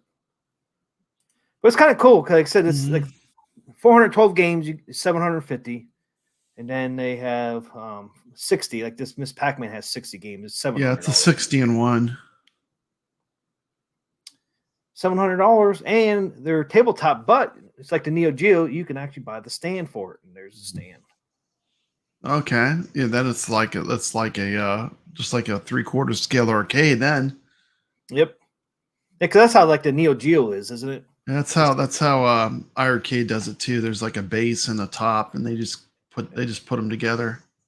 I was looking on here. They do not give you the measurements of the base, but the top part is 34 inches tall. So they almost look like they're identical size wise. So I'm thinking this bottom might be 34 as well. So it'd be 68 inches tall, which is a little taller than arcade 1-ups. That's almost 7 foot. 72 inches is 7 foot, right? Or is that 6 foot? I can't remember. But they're slightly taller, and they're out the same price. So 700 plus 4, you're looking a little over around $1,200. So I thought that was pretty cool. I didn't know this company existed. I wonder how they play though, and I'm not sure if these marquees are lit up. It doesn't give you a lot of information on these. Yeah, They say they're on sale, but I don't know. I think they're always on sale because who knows going to pay $1,150 for a tabletop. But it does have a lot of games though. Yeah, Decent amount of games. But they're the only company I found so far that's kind of reasonably comes close to arcade one up with the pricing. And cool thing though is you get a lot more games with these. yeah. Well, you actually get more games with the at games though. Coin Ops has like 5,000 in some games. Damn. Yeah. Ain't 412 enough? Yeah, 412 is a lot, but 5,000 is pretty good. Look, I like to even the speaker grills they have. They kind of theme to Donkey Kong. I think all the thing that at games did right is they have the control panel has all the controls. You got a trackball, you got a spinner, you got double joysticks, and it's all arcade parts. So like if something breaks, you can just put in a new one. It's like it's like the hap buttons just snap right in there, the same size. But yeah, that is cool that they did that. Yeah. I think these all are 19-inch screens as well. Yeah. The tabletops, I'm pretty sure these are. Yeah, even the at games has a custom screen. It's like the black levels on that screen. I don't know how they spec'd it, but they spec'd it really good. It's like it's got perfect black. When you play those like games like Galaga and Robotron and stuff, it's really striking the way they did the screen on at games. Very good. Oh, that's at games, yeah.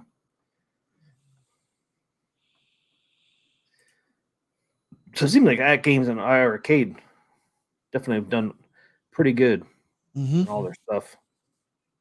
Seems like arcade 1-up is kind of like down below those two, I think, in certain aspects. I have an 8K build, but the base arcade build is nearly 2,000 arcade titles. I usually only run Atari, NES, and SNES. Nice, Carl.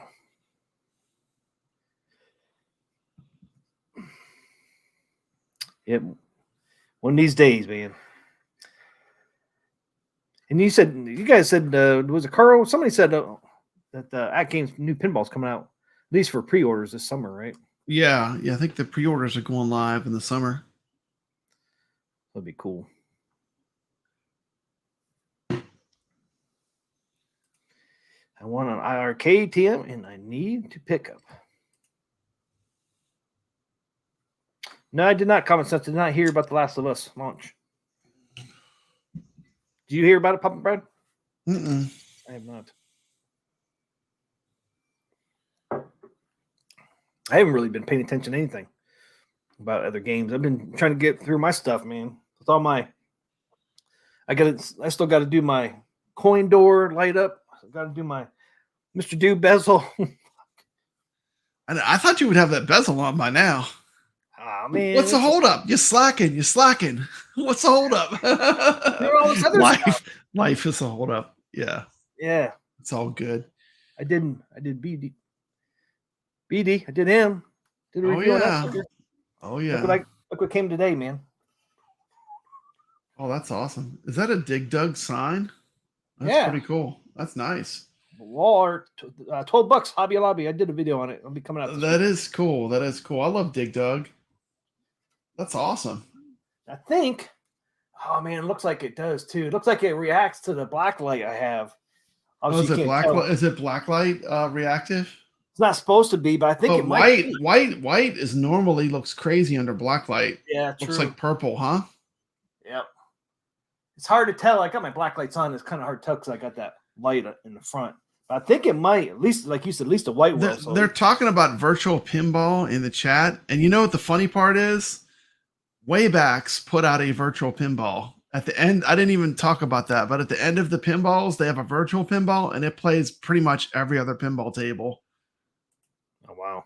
And even at Waybacks, like when I talk to the guy that does all the restoration, like he says, you know, if you want to learn how to play pinball, play virtual pinball because you will learn all the tables. And then when you play real pinball, you'll have a lot deeper appreciation on the game. That's true. And that is true. I mean, like, and that's not the first time I've heard that from people that are super into pinball.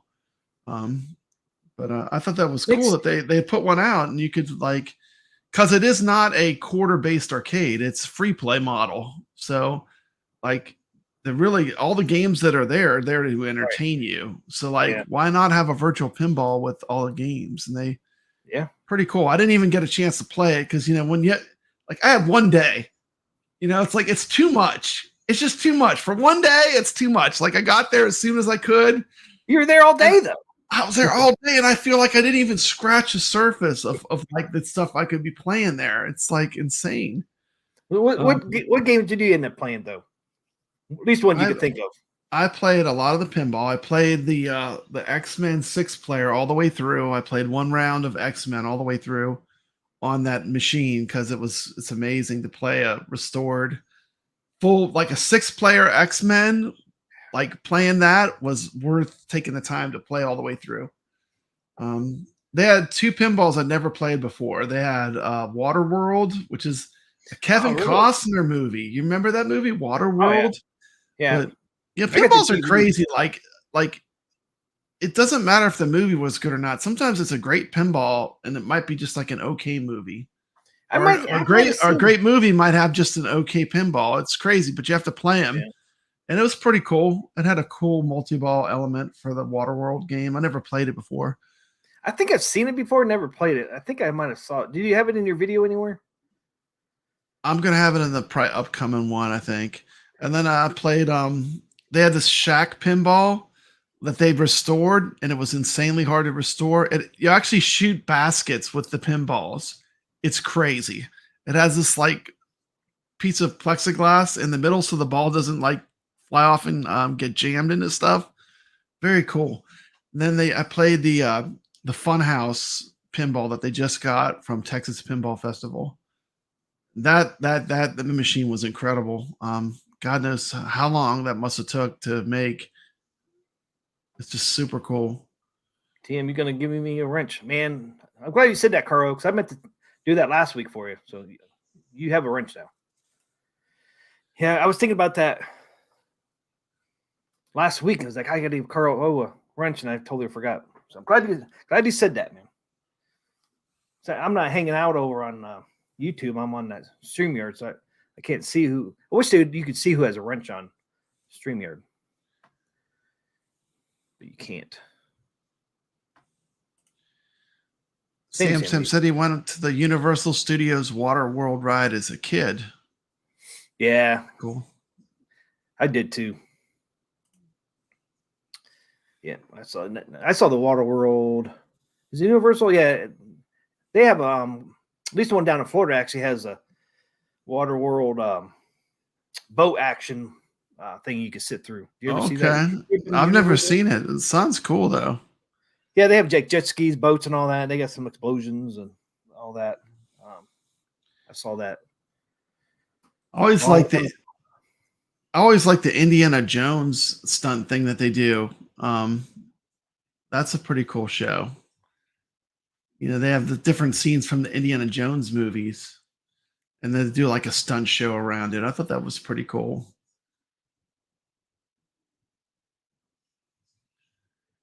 Let's see.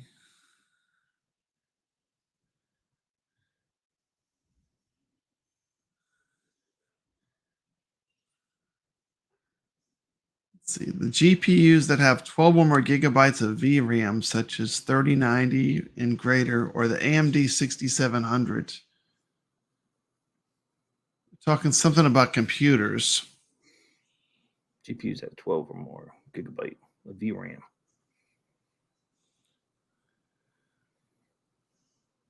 AMD. I'd never owned an AMD chip. No, you always go Intel. Yep. Intel all the way. Yep. I've had i3, i5, and I think I had my new one is i7. Okay. Oh, is The Last of Us available for PC now? Is that what they're talking about? I played that game on the PS4. Yeah. The original Last of Us I played all the way through. I played the first one, but not the second one. It was pretty good. It's a pretty good game. Coming since the Last of Us launched on Steam with a mostly negative rating, but is now mixed.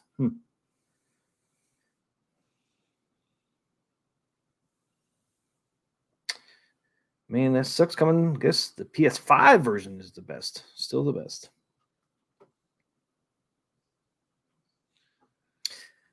So there must have been. When I was at Best Buy, they had PS5s in stock.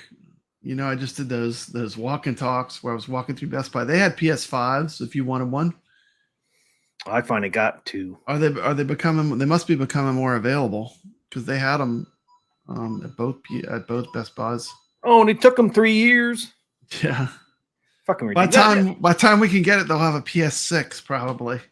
Well, they already got the new version out for the PS5. So did they have the version 2 PS5 at Best Buy? They had the one that comes with God of War.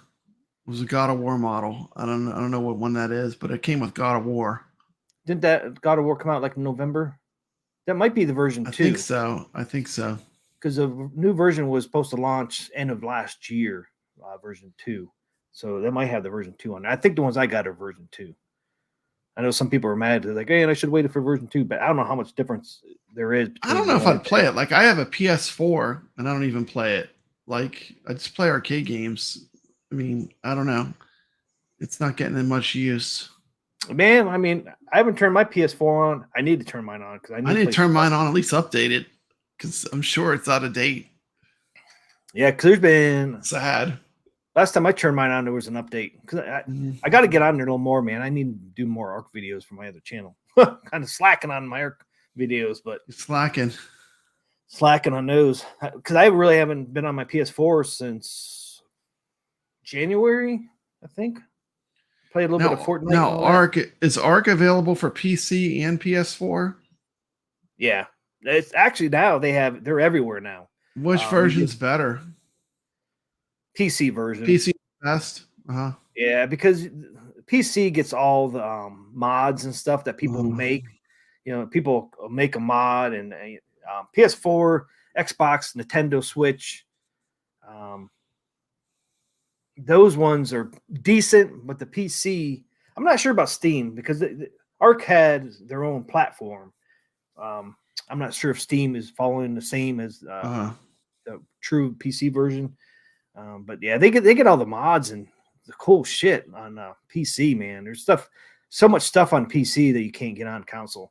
I think one reason is because they're not as powerful as a PC. So, and ARC launched on PC first. I think PC was out for 2 years before it went to console. That's cool. Yeah, but yeah, ARC 2 is coming out next year. I think it's gonna be late this year, or early next year. I think ARC 2. Vin Diesel is going to be in it. Well, the PC version is made by the same company behind the Arkham Knight. Yeah, I do love those Batman games. Those were really good. All the re-released, like the modern Batman games, they were really good. Are they?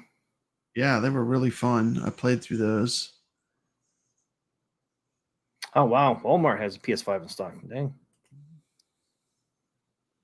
You sell one of them, Sam? You sold one of those, man. If you'd bought two, you'd get some good money out of those, man. People were selling those things for $1,000. I refused. I refused to pay $1,000 for that. So I waited and waited. Yeah, I hear you. I can't. Like now it's available, and I just don't. I don't know. I'm not interested right now. I mean, I bought one, but just because I didn't think you could get them, I was like, you can get it. Hurry. My son wants one. I can't say it real loud. I don't want him to hear me. Okay. I did get him one. Yeah, that PS2 VR looks cool. Yeah, I was going to say. Brooklyn Menace has that. Is that the one Brooklyn Menace has? He does the PS VR. Because a lot of people were waiting for that version 2 to come out because it was supposed to be a lot better than version 1. Yeah, I'm still playing these Dreamcast games. That's what I'm into. Dreamcast. We should get Brooklyn on here sometime. We could talk VR. Yeah, man. Yeah. I love this. Did he have version 1? I'll talk to Brooklyn tomorrow. We need to get him to come on a show. He'd be fun to have on. Yeah, not next week though. Not next week. Okay. Because next week we're going to be talking. Hey Thor, what's happening, man? Good to see you here. Hey, He's got a PS5. I got a PS5. What I need is a PSVR 2. Did Brooklyn have the version of VR? Do you know? I think he's been into VR a lot. He has like all the different VR. He has the Quest. He has a bunch of VR stuff. I would like to see if there's a true difference between version 1 and version 2. Love to know if there's a difference or not. Because there's supposed to be some people I talked to said there was supposed to be a huge difference. Because there was some glitch in version 1, I guess. Yeah. I like to talk to somebody that had both versions. Yeah, Brooklyn knows a lot about VR. There was a glitch, like the first batch of them had some issues with the PSVR, from what I understand. But version 2, I don't know if it's a different version, but I know the initial batch they had some issues. But I think they worked it out. I know Kevgrat, he has PSVR 2, right then? Because he's the one that said you had to do the blow test like you used to do the old cartridge. Kevgrat's didn't work. It was broken right out the box. But it really wasn't. I watched his video. And he said most likely it was his first one he returned. The second one did exactly the same thing. There's something stuck in the left controller, I think. Something was stuck in there, and you had to blow on it or tap it. Really? Blow and tap, wow. And you could release it. And once you released it, it worked. It was fine. Okay. Yeah. I watched Kevin Gratz's video on that. He's like, you have to do the old blow test like you used to do your old cartridge. Like the old Nintendo cartridges? Yeah. Blow that dust out. Yeah. And then put it back in there. It works. So that's what he said. That was the only issue with. That's what the issue was with that. And he did a video on it, and it worked. It actually showed it worked. I have the driving chair. Oh man, Thor has version 2. I have the driving chair. I just need a PlayStation wheel. My wheel is Xbox. PSVR 2 for the ultimate driving experience. Dude, that'd be awesome. It'd be awesome. Yeah. I never played any VR, man. I never played. I didn't want to get VR when my son was little because they say kids playing VRs are not good for their eyesight. And it couldn't really make their eyesight go bad quicker than normal. You know what I mean? That's interesting. I think it's because it's so up close to your eyes. If you're in there for hours and hours and hours, you don't have that depth. Your eyes are not always focusing close, far, close. So I think it's your eyes are too constant for your eye development. So that's why I never got VR. Now my son's 19, so I don't have to worry about it. But yeah, on all this stuff, even really this new VR, it tracks your eye movements. It says the biggest upgrade is eye tracking. It tracks your eyes. Really? Sounds like it from what Thor's saying. Yeah, I see that. You should get a Quest 2. Star Wars Pinball VR is fantastic. Wow. VR pinball, man. What do you think of that one, Papa Brad? Damn. It'd probably be pretty fun. I got so much stuff I collect right now. I think my wife might put her foot down if I get another thing that I'm into to collect, another hobby. Yeah, I don't have any She's room. pretty patient. She's pretty patient so far, but I don't want to push. I don't want to push the envelope. Hey, what's up, Phil from PD7? What's Hey, up, it's man? PD7. What's happening? You made the show, man. That's all right, man. What mod are you working on, or is that top secret? He said he was working on a mod. Yeah, I'm working on a mod tonight. Cool. Yeah, what we're gonna do next week is, if people don't know, they're in the chat. Arcade One Up is gonna release their Arcade One Up are gonna have another live stream next Thursday at 6 p.m. Eastern, I do believe. They're gonna announce their new cabinet. So we're gonna come on at 9:15 p.m. 3 hours later to talk about what the release is. Most likely it's gonna be Fast and Furious. So we're gonna be talking about that next week. And I'd like to get Phil on. I still haven't talked to Phil about it, but I'd like to get Phil on next week, get his thoughts on if it is the Fast and Furious Deluxe Cab, what his reactions are. But definitely something is coming out. If it's not that, I don't know what else would be. I mean, there's no other rumors out there but Fast and Furious for Arcade One. Yeah. Wouldn't that be cool though? That gave us something different. Like psych. Yeah. Okay, we're ready to launch. We're ready to, we're launching, Missile Command. We're launching Qbert. I mean, that would be cool. Oh, that would be cool. Qbert. That would be surprised if they did something like that. Oh, releasing Miss Pac-Man Deluxe. Or Miss Pac-Man. Miss Pac-Man got canceled. She was all ready. She was all dressed up and ready to come out as a deluxe cabinet. Then at the last minute, they pulled it away from her. No Miss Pac-Man for you. Not you, ma'am. We take it away.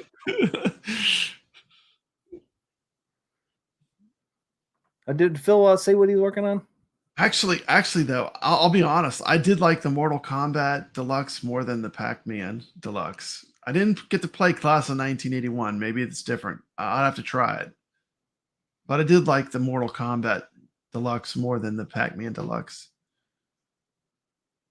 Oh yeah, and then that. I swear, you have the Namco Legacy cab, don't you? Have the Namco Legacy just like me? Yes, back there. I swear the Deluxe Pac-Man is off. Like I was trying to do patterns and stuff, and they weren't working. Right, yeah, you said that. I remember you saying that in the video. I know arcade games pretty cold. Like I'm a classic arcade gamer.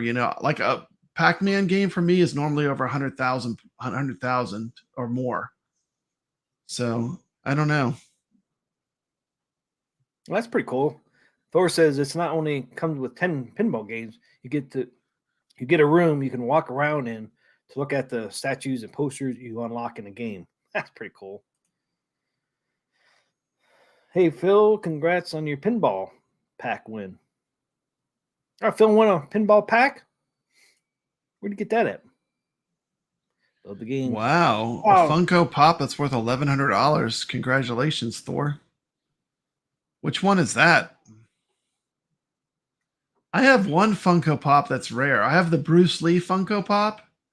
And that one is pretty rare. I'm gonna go get it real quick. All right. I'm gonna show you this real quick. Do a little show and tell. This is the only one I think I have that's kind of rare.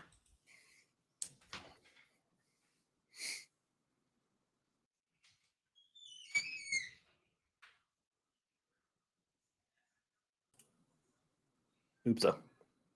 Yeah, same. I like that Class of 81 too. And I was watching, I forget his name. He was doing a video on the deluxe and the original Class of 81, and the deluxe version, Miss Pac-Man Blue, is really close to the real Class of 81 arcade that you see in arcade rooms. The original actually was a lighter blue than deluxe, so they did correct the blue color on Miss Pac-Man on this deluxe, which is nice to see. I figured it was Rascal's Basement Arcade. I forgot. Carl told us to go over there, and I forgot. Darn it. That's cool. What pinball packs did you get, Phil? Gold. Good go. Chaotic. And that was a pinball pack. So Chaotic is the pack you got, I guess. Dr. Seuss. Oh, you got the Dr. Seuss pinball pack too. Nice, man. Do you have an At Games pinball, Phil?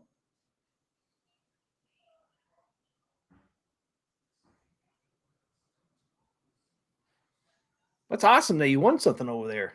PD7. Nice, man. Dr. Seuss. Yeah, that Dr. Seuss looks really cool, that pack.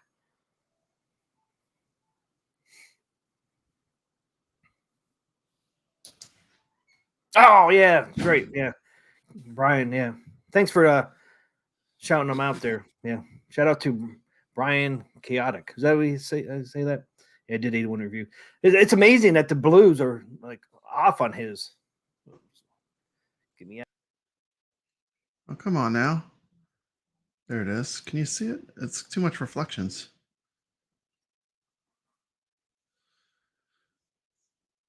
It's Bruce Lee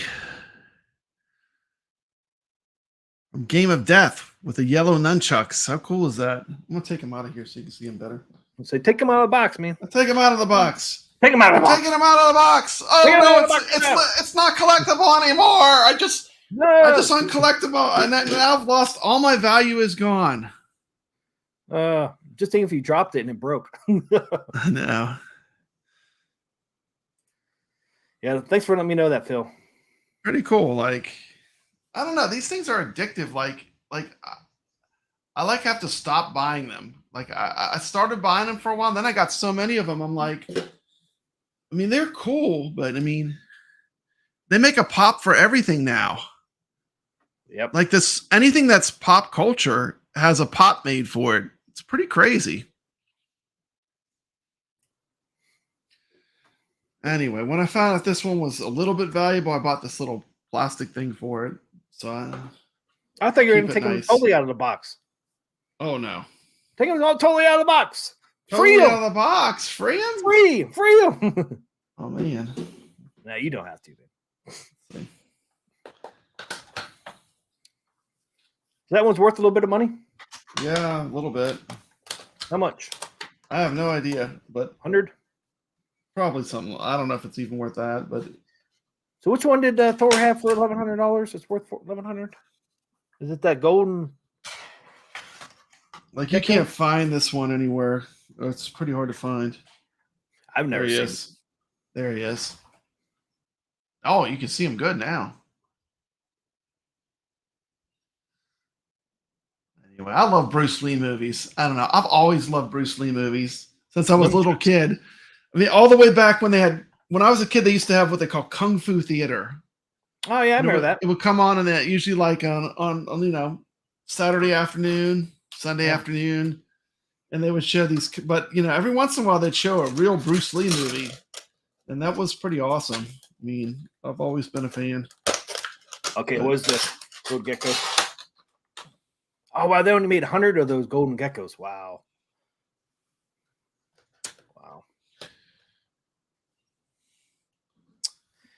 Yeah, I don't have any pops. Not one. Yeah.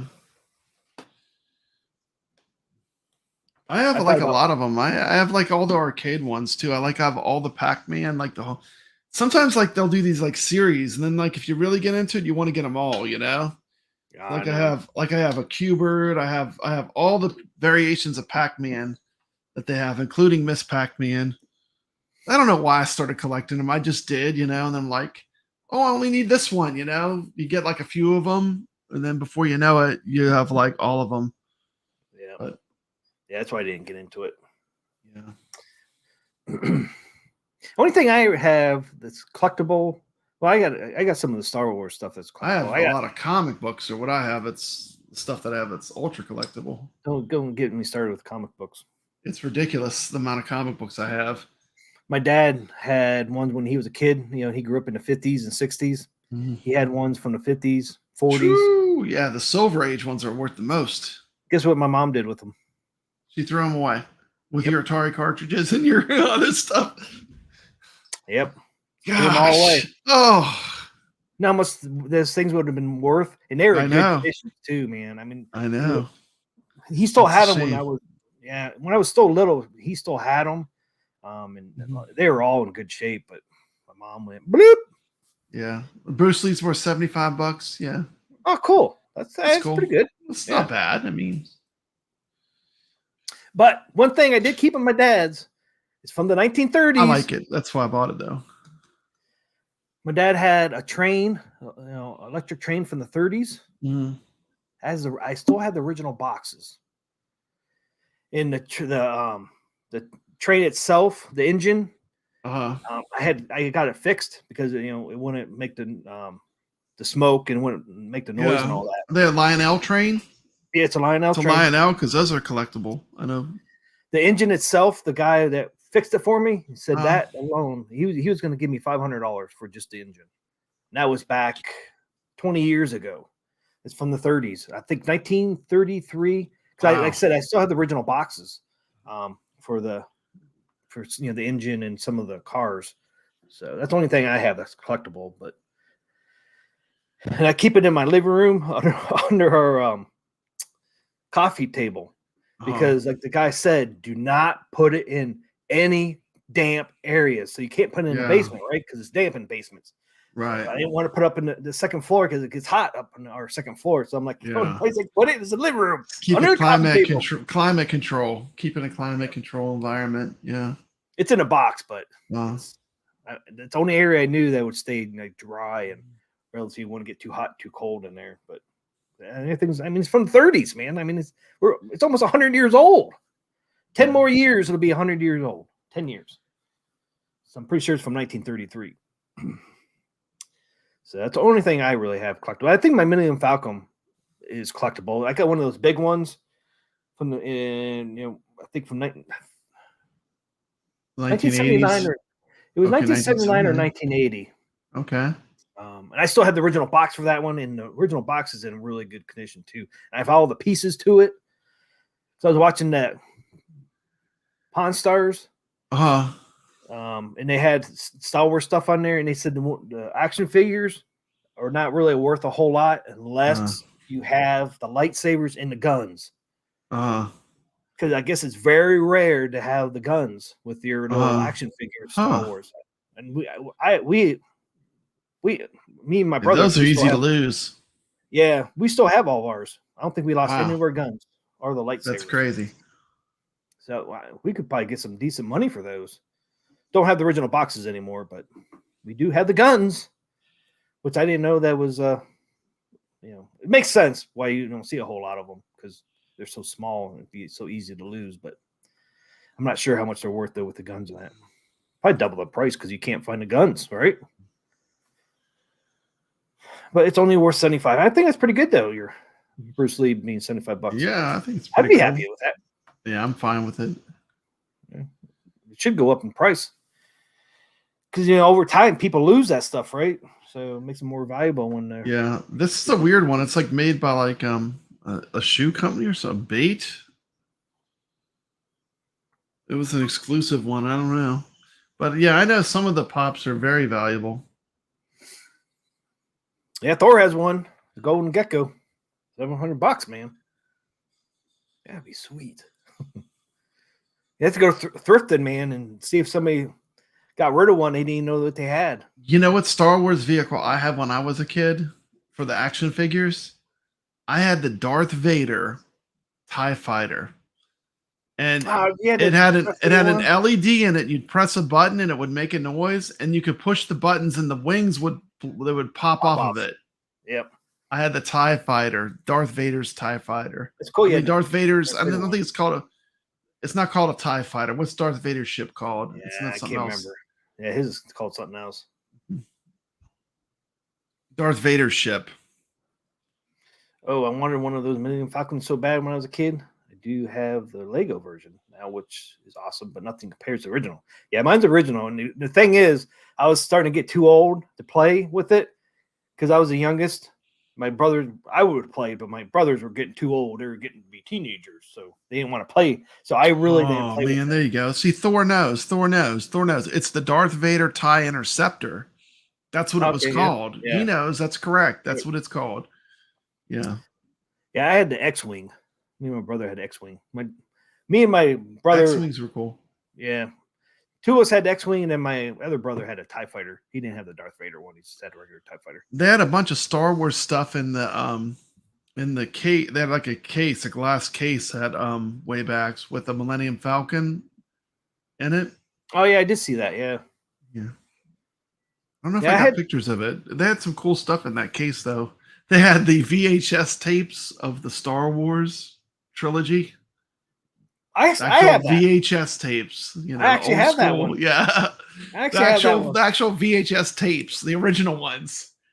Yeah, I actually have that. It actually comes in a box for all three movies. I actually have that. I never threw it away. I have the DVD version too, actually. Yeah, the non Lucas, like, remember they redid them and they ruined a lot of stuff, like from the original, like, you know, where Han shoots first. There's certain things they changed. Yeah, you know, because Lucas was like, "Oh, this is what I meant to do," but you know, I don't know, whatever. Sam Arcade says, "Do you all collect MK statues?" I did not know they made MK statues. You collect any of those, Papa Red? No. I'm not super into fighting games. Although I do want to learn how to play Mortal Kombat better. I would like to learn how to play that game. The only fighting game I play well is Marvel vs. Capcom 2. I'm not too bad at that one, but I'm not that good at Street Fighter. I could do a show, man, with yeah, people do a really, like, there's a lot of strategies, like people that get into fighting games. I mean, like, especially Street Fighter, there's just a ton of things. Like when you play better players that really know what they're doing, it's like a whole different level, you know? Yep. Stuff that they know. I mean, I actually have. I still got the Tauntaun too, from Star Wars. X-wing, TIE fighter, TIE interceptor, A-wing, B-wing, and shuttle. Tydirion. Tydirion. Is that Darth Vader's shuttle? Is that the one that looks like a triangle? Yeah, the Empire one, or Emperor's. Empire Strikes Back. Yeah. Yeah, I still got quite a few of my Star Wars stuff. I still got my Tauntaun. You know, I know you fell off the Mandalorian, huh? You're not up to date on the Mandalorian. I know they have a new Mandalorian. I can't wait to watch it. I didn't get to see it. I was out at Waybacks yesterday. I'm waiting for the series to be over so I can binge watch it. Was this last episode of The Mandalorian the season finale, or they have more coming? They do around 10, don't they? 10 or 12? What episode is just came out? We've had pretty many. I think they're on. Is it 7? Yeah, I think they have a couple more than. I think it's 8 or 10. I do believe. Anyone have a lightsaber from the 80s, green or red one? One for the action figures, Phil, or like actual one, like plastic one? We had them, man. Are you talking about those plastic ones? We had them, man. We actually used the red one. Ours all broke. We actually used them, man. They snapped. I think we had a couple lightsabers, man, but they all broke. We were too rough with them. Oh, you got a pink one. Cool. Red. It looks pink on the screen. Haters.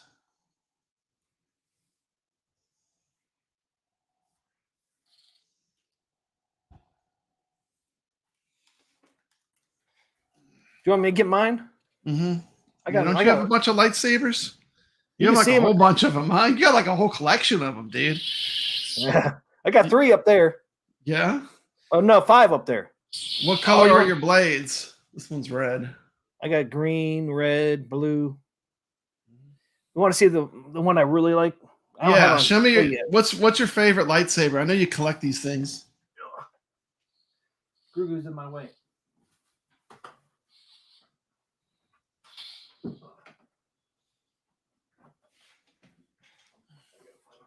Blade. This is my newest one. You know what I had? I had the sand crawler. I I had the always wanted sand the crawler with the Jawas, the little remote control one, the original one, and apparently it was a pretty good collectible. Well, that's cool.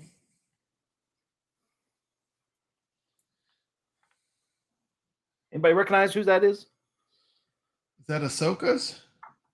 Nope. General Grievous? Close. You're getting there.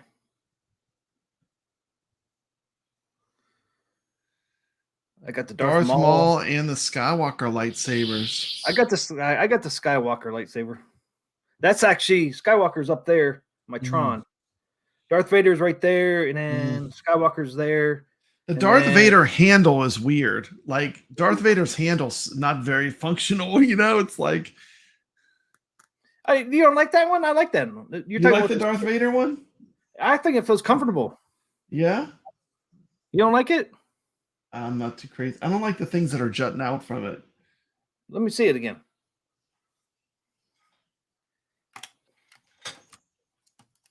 I didn't. You already put it away.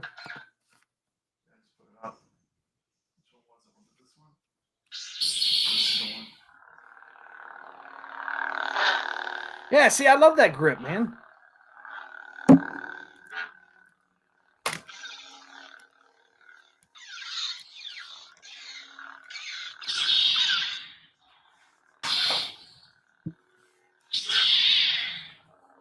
I heard this is a Star Wars channel.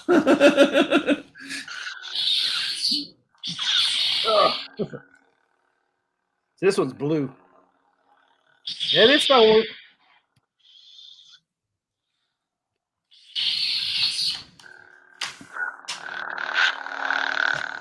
Wow. Man, those are awesome.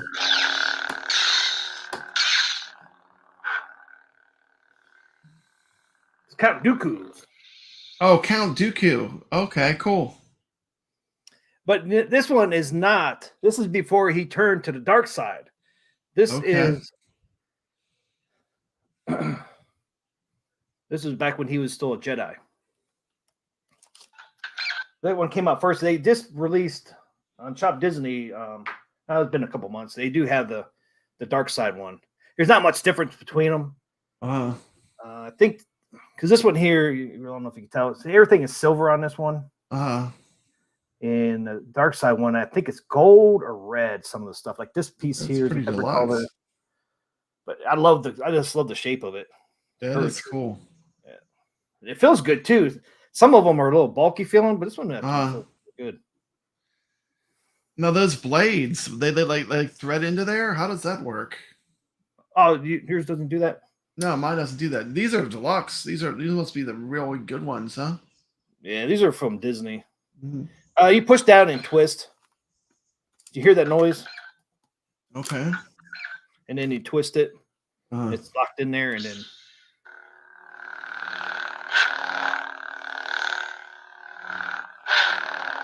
That's awesome. I think I paid 180 for this one. Wow. 180 bucks, guys. It's pretty heavy too. But that was pretty cool. My favorite one really right now is Obi-Wan Kenobi's. What's that one look like? Get it.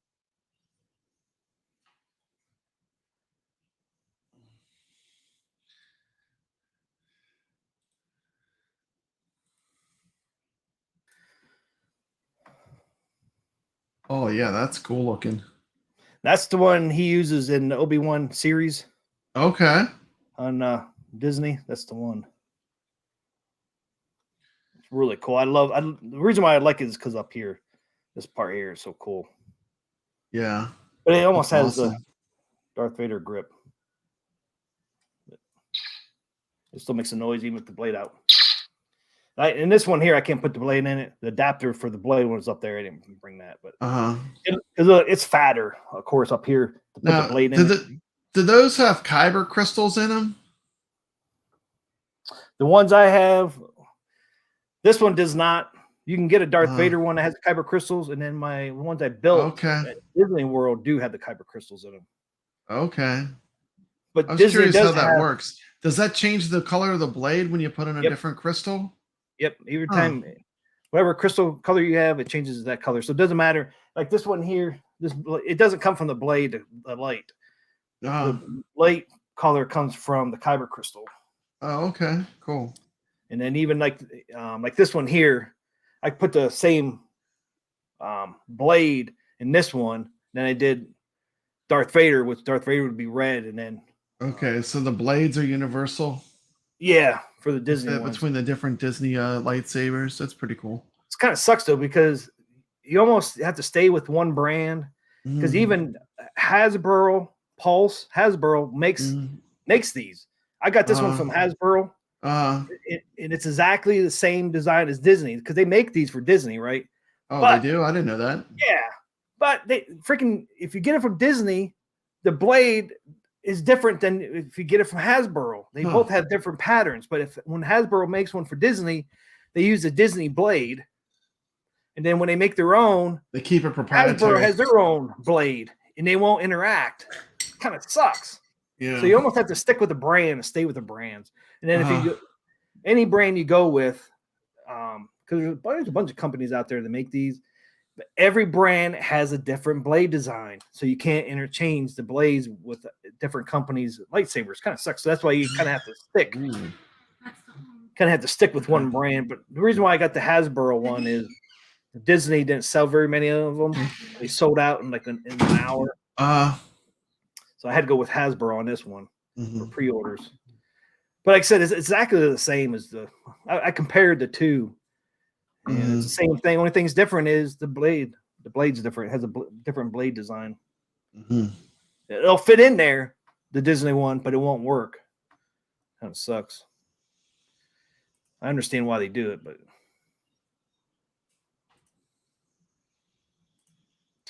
definitely have a lot love-hate relationship with the Maul Saber.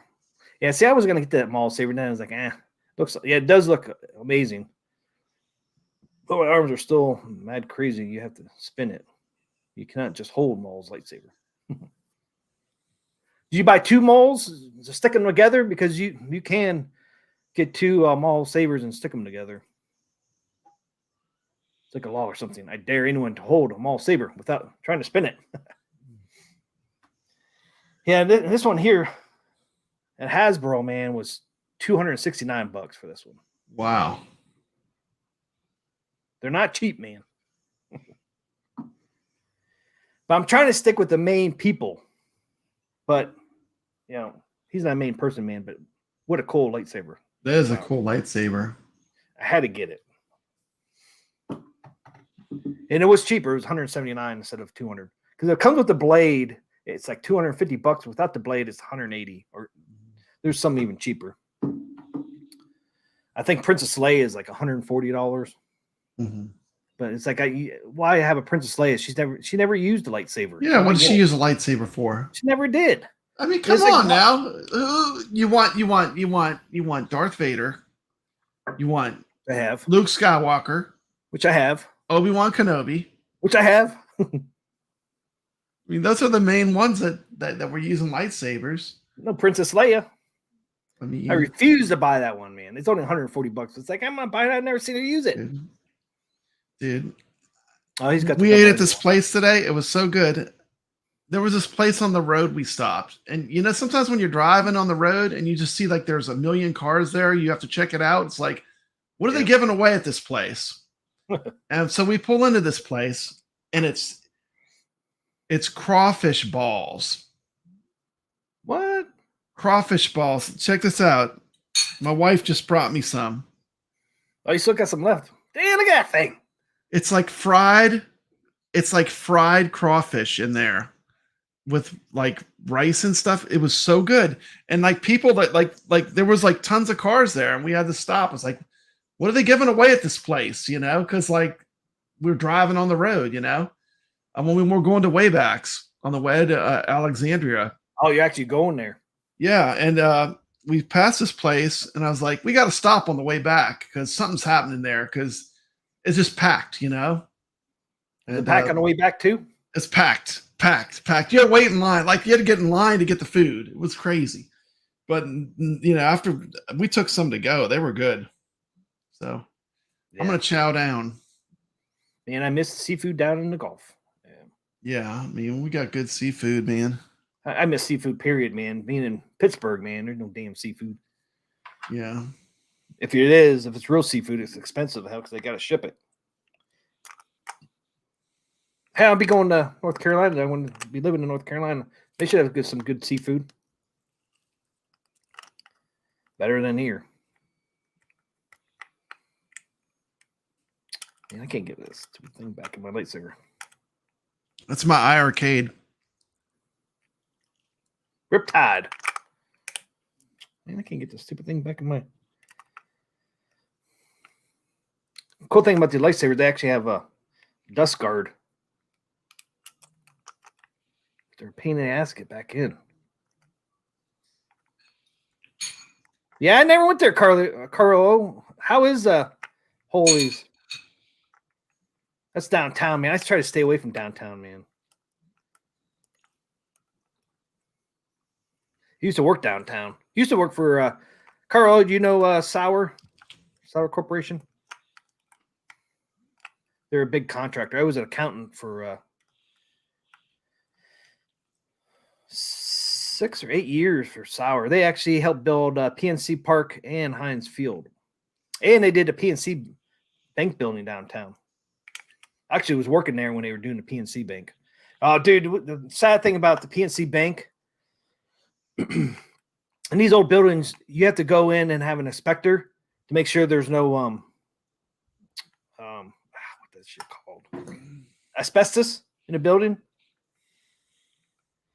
And the inspector cleared that PNC building of asbestos. Saying, "Oh, all clear, no asbestos." We start working in that freaking building, man. Dropping the ceilings, asbestos just falls right on the dudes.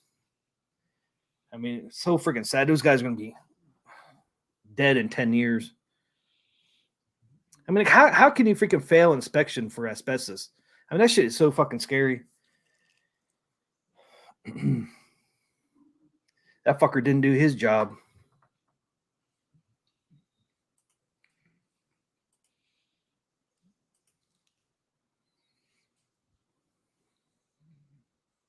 Yeah, that's true. You can ship anything with that dry ice.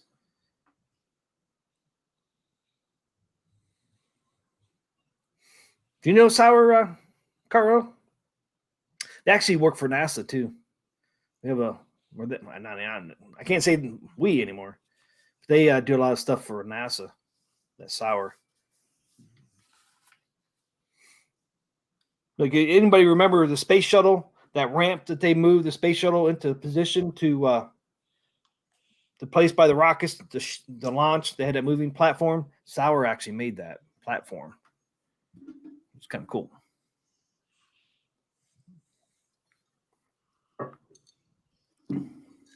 The Carlo, now I just walk dogs, man. I'm not. There's a Space Ace from the iircade. Look how sharp that is. Looks good, huh? Yep. That's streaming right out of my HDMI, out of my iircade. Oh, nice. Dude, I still haven't played Space Ace that much. I got to get into Space Ace. I've tried it a couple times. Like, that game's harder than. You think it's harder than Dragon Slayer? I do. Yeah. It's a big company in Pittsburgh. Yes, it is, Carlo. Yes, it is.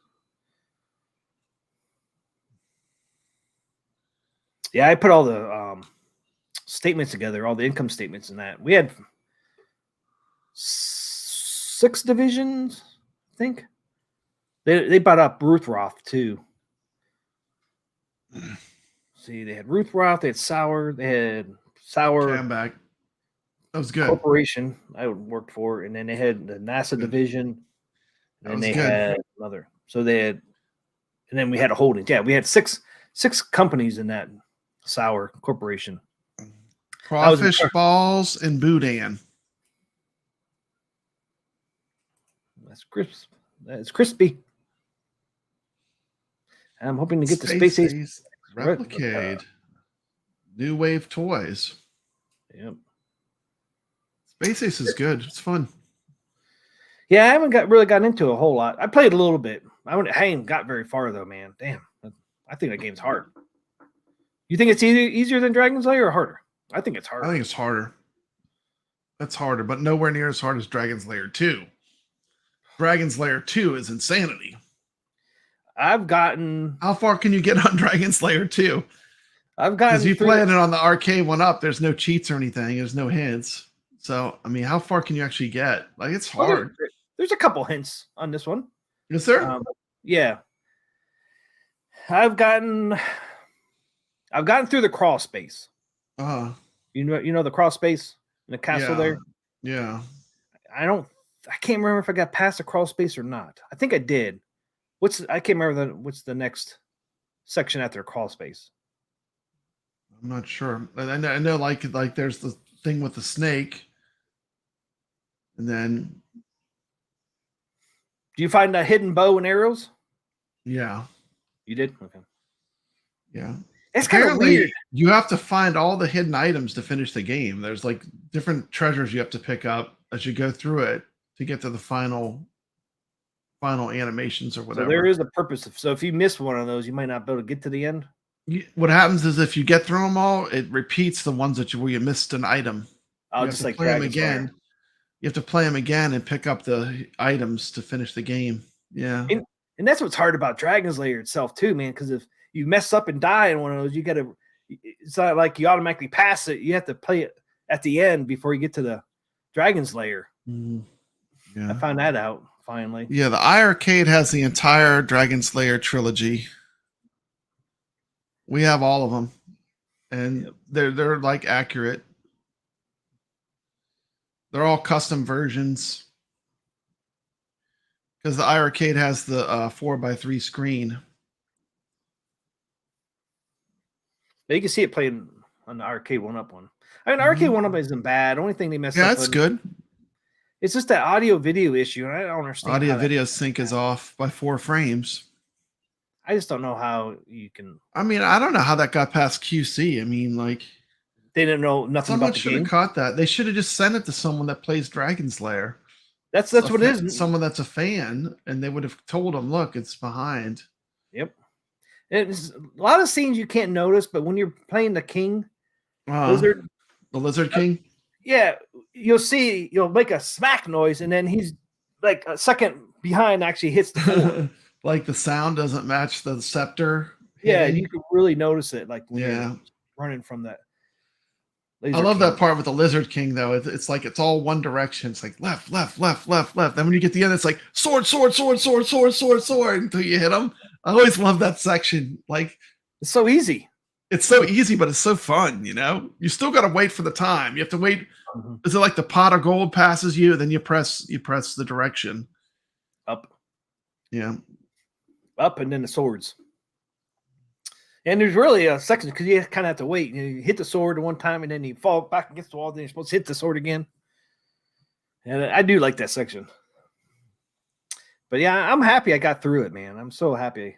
Actually, got to experience the whole game. That's probably one of the first games I ever played all the way through. It's awesome. Now I'm trying to worry. I haven't really got on the cabinet lately. I've been playing that Commando on my Mr. Do. That Commando game. You ever played Commando arcade? I've played it. It's been a while. It's been a pretty good while. That game's hard, man. I can't get past Area 2. It's freaking hard. I think it's because there's a couple different patterns. There's not just one pattern. It's like you can get all the way through Area 2, then you die and you start all over again, and then you die instantly because the dudes are coming out and shooting at you differently.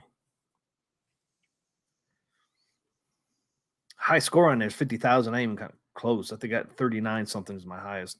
I can't beat the computer, man.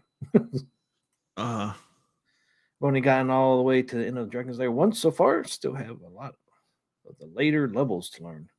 Yeah, I know all the levels on Dragon Slayer now. The hardest level on Dragon Slayer for me is a stupid thing spinning around. Yeah, those are hard. My son breezes right through that. My son's like, "Oh, it's not hard. Look, he does it every damn time." Really? I can't get every that. Every time I do it, those spinny things hit me, and I go flying into the wall. Oh, yep. That was the hardest part for me is those spin things. It's just like sometimes I can get through it. At least now I can get through it. Not most of the time, probably maybe 60% of the time I can get through there now. Because the one part you can do when he does, if he does that 3 times, then go. But it doesn't work on the reverse. But you know what I mean. When they do the reverse scene, yeah, it won't work on that one, but it will work on the other one. So he yells 3 times and then go. But on the reverse pattern, I'm not sure. I get through there every once in a while. It's like 50-50 shot. That one. Yeah, and Dragon Slayer is crazy because the reverse, like the screens are reversed. They have the one with the knight with the chess with the sword at the end, the knight with the sword. And you jump and there's the electric, but it can be 2 different directions. Yeah, but that's one of the ones that they do the reverse scene for. I can get through all those, man. It's just the stupid spinny things I can't get through. Yeah, it's the only one I have an issue with.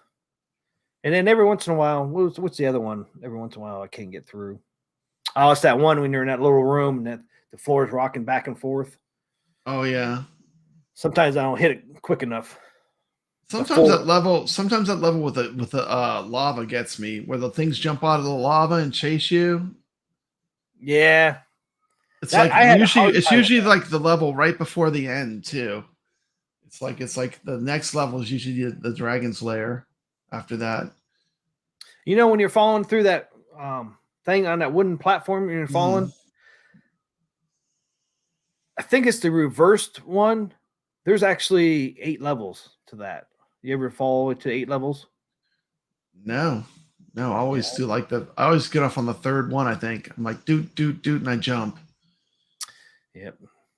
Well, I want to say even on those ones, there's 6 on those, and then there's 8 on the reverse one, something like that. But yeah, you have to go all the way down. You have to go you get more points if you drop all the way down. Oh, if you fall further, you get more points. Yeah, if you go down to the 7th or 8th, you actually get more points. I know if you wait too far, he goes through the floor and it makes a crazy animation for it, like where you crash on the elevators, the crazy elevators that drop. Yeah. Yeah, I've experienced all the death scenes in that game. Yeah, especially when I first started playing that game. It's like, yeah, that's part of the charm, though. It's part of the charm. And that's why I didn't freaking play that much in arcade, man. Because damn, if you don't, I know it'd be crazy expensive. I mean, like you instantly die, and like that was a more expensive game to play. 50 cents. Even with the infinite lives, this probably took like 10 attempts or more. Yeah, that's how I learned the patterns, was infinite play. Mm-hmm. So I tried over and over, tried the 3 and 5, and I just couldn't do it. And I'm like, you know what? I can do infinite play and then get the pattern. And now I can do it with 3. I'll die at least like once because of the spinny things. I always at least die one time because of stupid spinny things. Thor says he's gonna go play right now. There you go. So which one do you have, Thor? Do you have Arcade 1-Up or do you have it on a console? Because I know they made them on console too. You can get it for like the PS4 has. I have it on the PS4, Dragon Slayer. They come on PS4. I didn't think it came out. Yeah, it's the Blu-ray release too. It's like the really good quality, like where they redid all the animation. Oh, that's right. Nice. I have the replica here next to my desk. Nice. I have probably bought Dragon Slayer probably for every system that's had it. I mean, I'd be scary to know how many times I've bought that same game. I bought it for the let me think. I bought it for the PS3. I bought it for the PS4. I bought it on DVD. I bought it on Blu-ray when they came out Blu-ray, because it came out on DVD. Dragon Slayer. Then they came out on Blu-ray, like actual Blu-ray. I bought all those, right? And then I bought it on PC on Steam. Yeah. And then I have the iircade has it, and I bought it. So lots of and wait a minute, more. I bought it for the Sega CD. I bought that game. How many times is that? Like 10 times, 8 times? What's Steam? Where would you buy it on? I bought it on Steam. I have Dragon Slayer on Steam. The Sega CD. The Sega CD. Yep. I even had I even had Dragon's Lair for the Atari ST computer system, the Atari ST. Was that That's stupid like the crazy. one that NES had? Like Bad Mike Yeah, it showed? wasn't good. It wasn't animated. It was just like they took computer. They did like this fake animation where they took like computer images. But Did you see Bad Mike's NES version of that? oh no, I didn't get a chance to watch him play that. Yeah, I bet it you it's didn't- fun. No, it's not. It doesn't even look like Dragon's Lair. Don't have the music. It's it's goofy. Not good at all. Is that the NES or the Super Nintendo that had Dragon's Lair? The NES. NES had Dragon's Lair, but it's not like the Laserdisc game. No, it's a totally different game. Uh-huh. But the funny thing is, Bluth actually approved it. It's like, why would you approve that? It's not even nothing like. Looks Looking like for a payday, looking for a paycheck. it is because I mean it's nothing like Dragon's Lair. Nothing. Yeah. I mean, They have a couple Dragon Slayers that aren't like they had a version for the Xbox too. The original Xbox had a Dragon Slayer. I got that one too. Did you? That wasn't actually like Dragon Slayer. That was more like an action game, but it wasn't I wonder if great. it's the same one as Bad Guy Mike played. Like everything was like real slow in it. Even he jumps is like real slow. No, this was like an early 3D game where they were trying to make it 3D, where you actually move Dirk around, but it just didn't play great. I didn't get very far in it. I gave up on it quick. Wasn't much fun. Dan Z, that was Dragon's Lair 3D. Dragon's Lair 3D. I did have that. Yes, for the Xbox. The original Xbox, not the new one, the original. The original Xbox was really good, cheap emulation machine. You could hack the original Xbox, you could put these mod chips in it, then you could do whatever you want. Once you had that mod chip in there, you could burn games, you could play MAME on it, you could play Killer Instinct on it. It was crazy. It's Wow. like these, because I guess the Xbox was so similar to a PC. Once they figured out how to make these mod chips for it, you could do everything on with it. Like I still have my modded Xbox. I don't have it hooked up, but you could do all kind of cool things with it, you know? Huh. Yeah, I never modded any console. I still got my it's not mine, but I still got a PlayStation 2.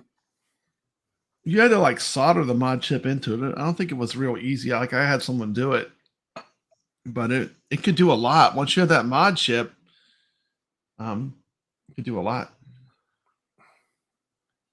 Thor said, okay, I didn't do so good. Only 21,623 from 5 Dirks. I suck. It's repetitive. You just got to keep playing over and over and over. It's all Eventually get it. patterns, yeah. It was hard as hell. I had a friend that finished it. I gave up.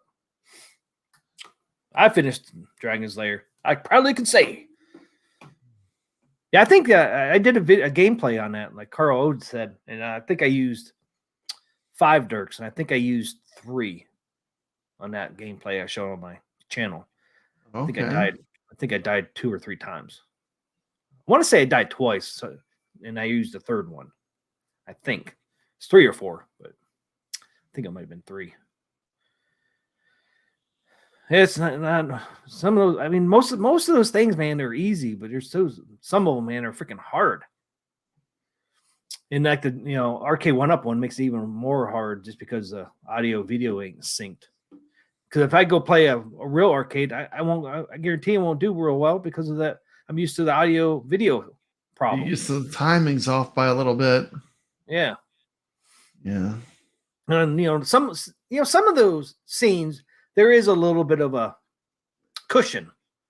Yeah, it's like you can move within this amount of time. As long as it moves within this range of times, it'll work. Yeah.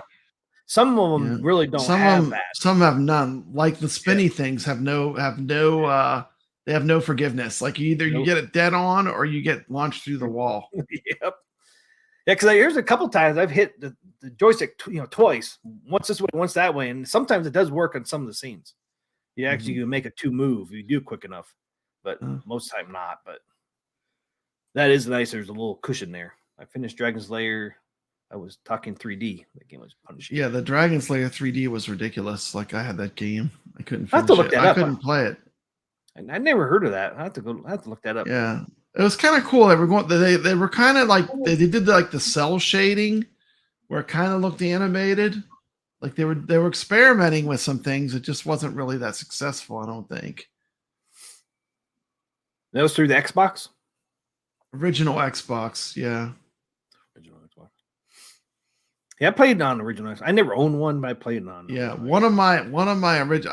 I have 2 original Xboxes, and they're all modded out. They're like in clear cases. They're translucent. Oh, nice. And one of them runs original Coin Ops. Like, Coin Ops. Everyone knows what Coin Ops is now, but Coin Ops was originally like an Xbox thing. For the original Xbox, they had a team that developed Coin Ops to run MAME on the original Xbox. And that entire Xbox, that's all that's on there because it's big. It takes up all the space so that the machine had. Wow. But they were cool. You could put in a computer, hard drives and stuff. They were very moddable, Yeah. Once the hacker community got into that Xbox, that original one, they had a field day. Yeah. The hackers, they're still out there. Yeah, they're still out there. Now they have those freaking things, man. You can connect And then- to Xbox and PS4. Like there's Titan thing. What does that do? Allows you to play burn games, I take it, probably. No, if you're playing like Call of Duty or Fortnite, it's like a hack for playing.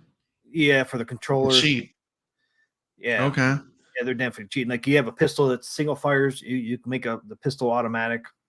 Okay.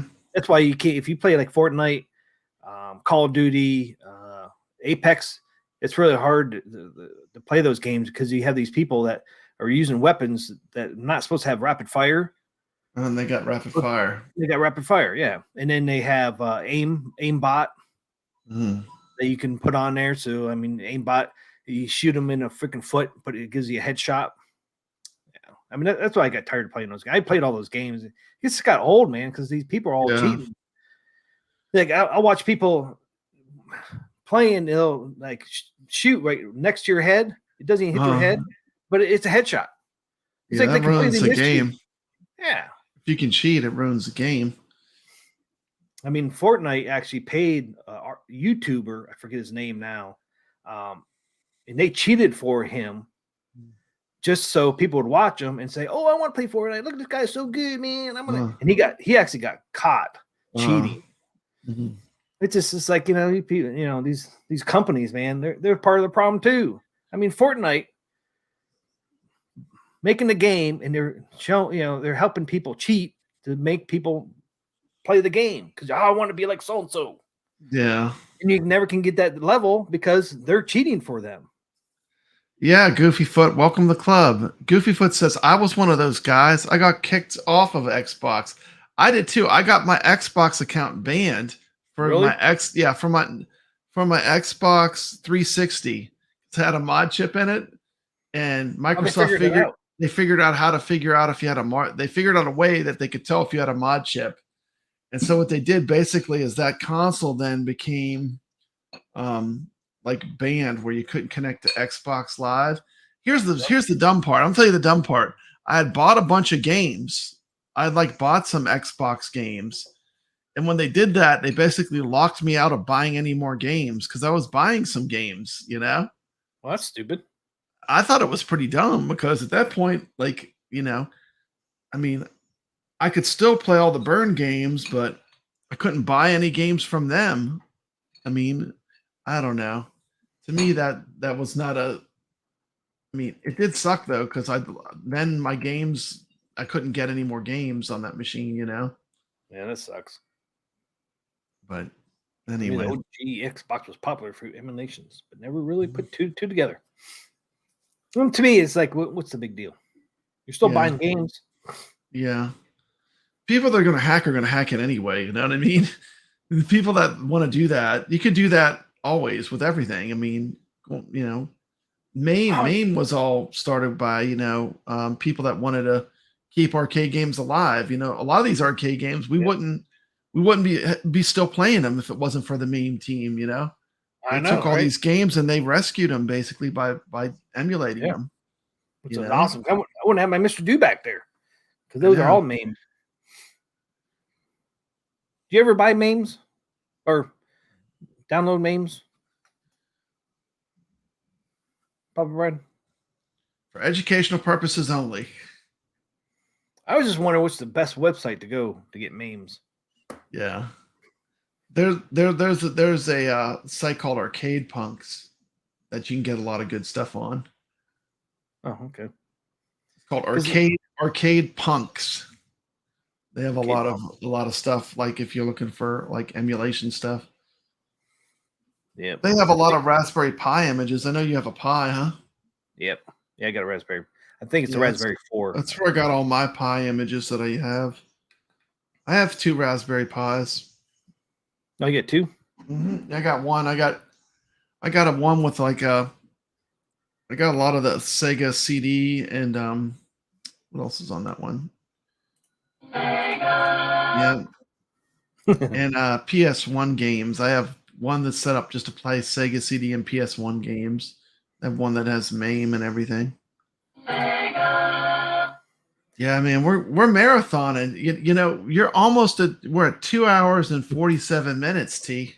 I know. We got to get out here. Wow, still going. I was like, You're a beast. Thanks, T. I mean, we got to do an hour show, and We can't do an hour show. We're almost at 3 hours. Yeah, I don't want to do 3 hours. What are the topics? He's like, well, we're going to talk about arcade games. Let's say, okay, I could talk about arcade games for a while. And here we are. Here we still are. Talking. 2 hours, 47 minutes. He's even talking about lightsabers. Lightsabers came into the topic for some reason. Papa Brad brought those up. Yep. Brad, if your big blue works. Oh, yeah. You heard anything about your big blue? Yeah, they got it fixed. I got a new control panel. Oh, they sent it that quick? That quick. It's like 11 days. That's really been that long? Wow. Did you already put it in and everything? Not bad. Yeah. Well, I have the buttons, like the stock buttons are all in it again. But yeah, it works. I'm not touching it right now. It works for now. Yeah, I'm not going to touch it for now. I mean, I had it all decked out, but I'm not going to touch it at this point. I'm just glad it works again. I give you a funny story real quick. I'm terrible at Street Fighter. Console fanboy, you're just going to beat me. So, I mean, Hyper Live. I don't play Street Fighter that much. I'm sure you're much better than me. Let's do a Hyper Live FT3. Yeah, I like Turbo the most out of the Street Fighters that are on Big Blue. I like Turbo the best out of the Street Fighters, but I know that's probably not the most popular one. Seems like a lot of people play the original Street Fighter 2. What's it called? Tournament Edition or?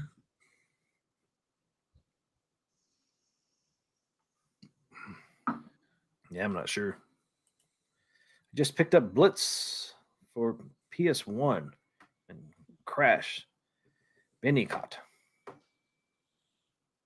Blitz for the PS1. See, I really don't like the sports games for console. Was never a big fan. Used to play football and hockey, but Championship Edition. Yeah, that's the one that most people play. Biggie D destroyed me last night, 5-4. His Chun Li is incredible. I think I might need to put a ticket for Ultimate MK3. None of the MK games would launch for some reason today. Well, that's not good, Thor. That might be a PCB problem. Did you do a full auto button mod on your 360 controllers? That's what got me banned. A full auto button mod.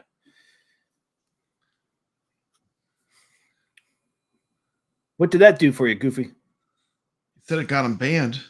I know it got him banned. Xbox. I got banned because I had a mod chip. That's why I got banned. They said you have a mod chip. We know you have a mod chip. I'm like, how do you know I have a mod chip? Apparently they knew. I guess these things for the controllers that you can, change stuff with you. Like the Titan 2 I have. Okay. I actually have one. They can't detect those for some reason. I think it's because it's in between the controller and the console. It's not, built in the console. You just plug it in. I think that's why he can't detect those. It sucks though, man. It just kind of pisses you off. You're trying to do freaking manual aim, and these people got a freaking aimbot. Okay, we can do it. We got 9 minutes, then we'll hit the 3-hour mark. Do you think Arcade 1-Up will ever have downloadable games where you can add a game to your cabinet? Nope. You don't think that'll ever happen? They keep talking like they say like we have this giant install base. They talk about how many machines they have out there, and a lot of them have Wi-Fi. I mean, I know. Yep. What would be holding them up from saying, "Oh, you know what? For $20 or $10, you could add blah blah blah game to it." I mean, it's theoretically possible, isn't it? But they think that they could come out with all these cabinets. Now, if you can get all these games on one cabinet, they're going to say, well, nobody's going to buy any of these other cabinets, which I think they're wrong in. I think people would buy cabinets even if you could buy games off a store. I think people would buy cabinets because people are in Arcade 1-Up are about the cabinets. iircade, they want the nostalgic art. Yeah, iircade and that games, they just want the games.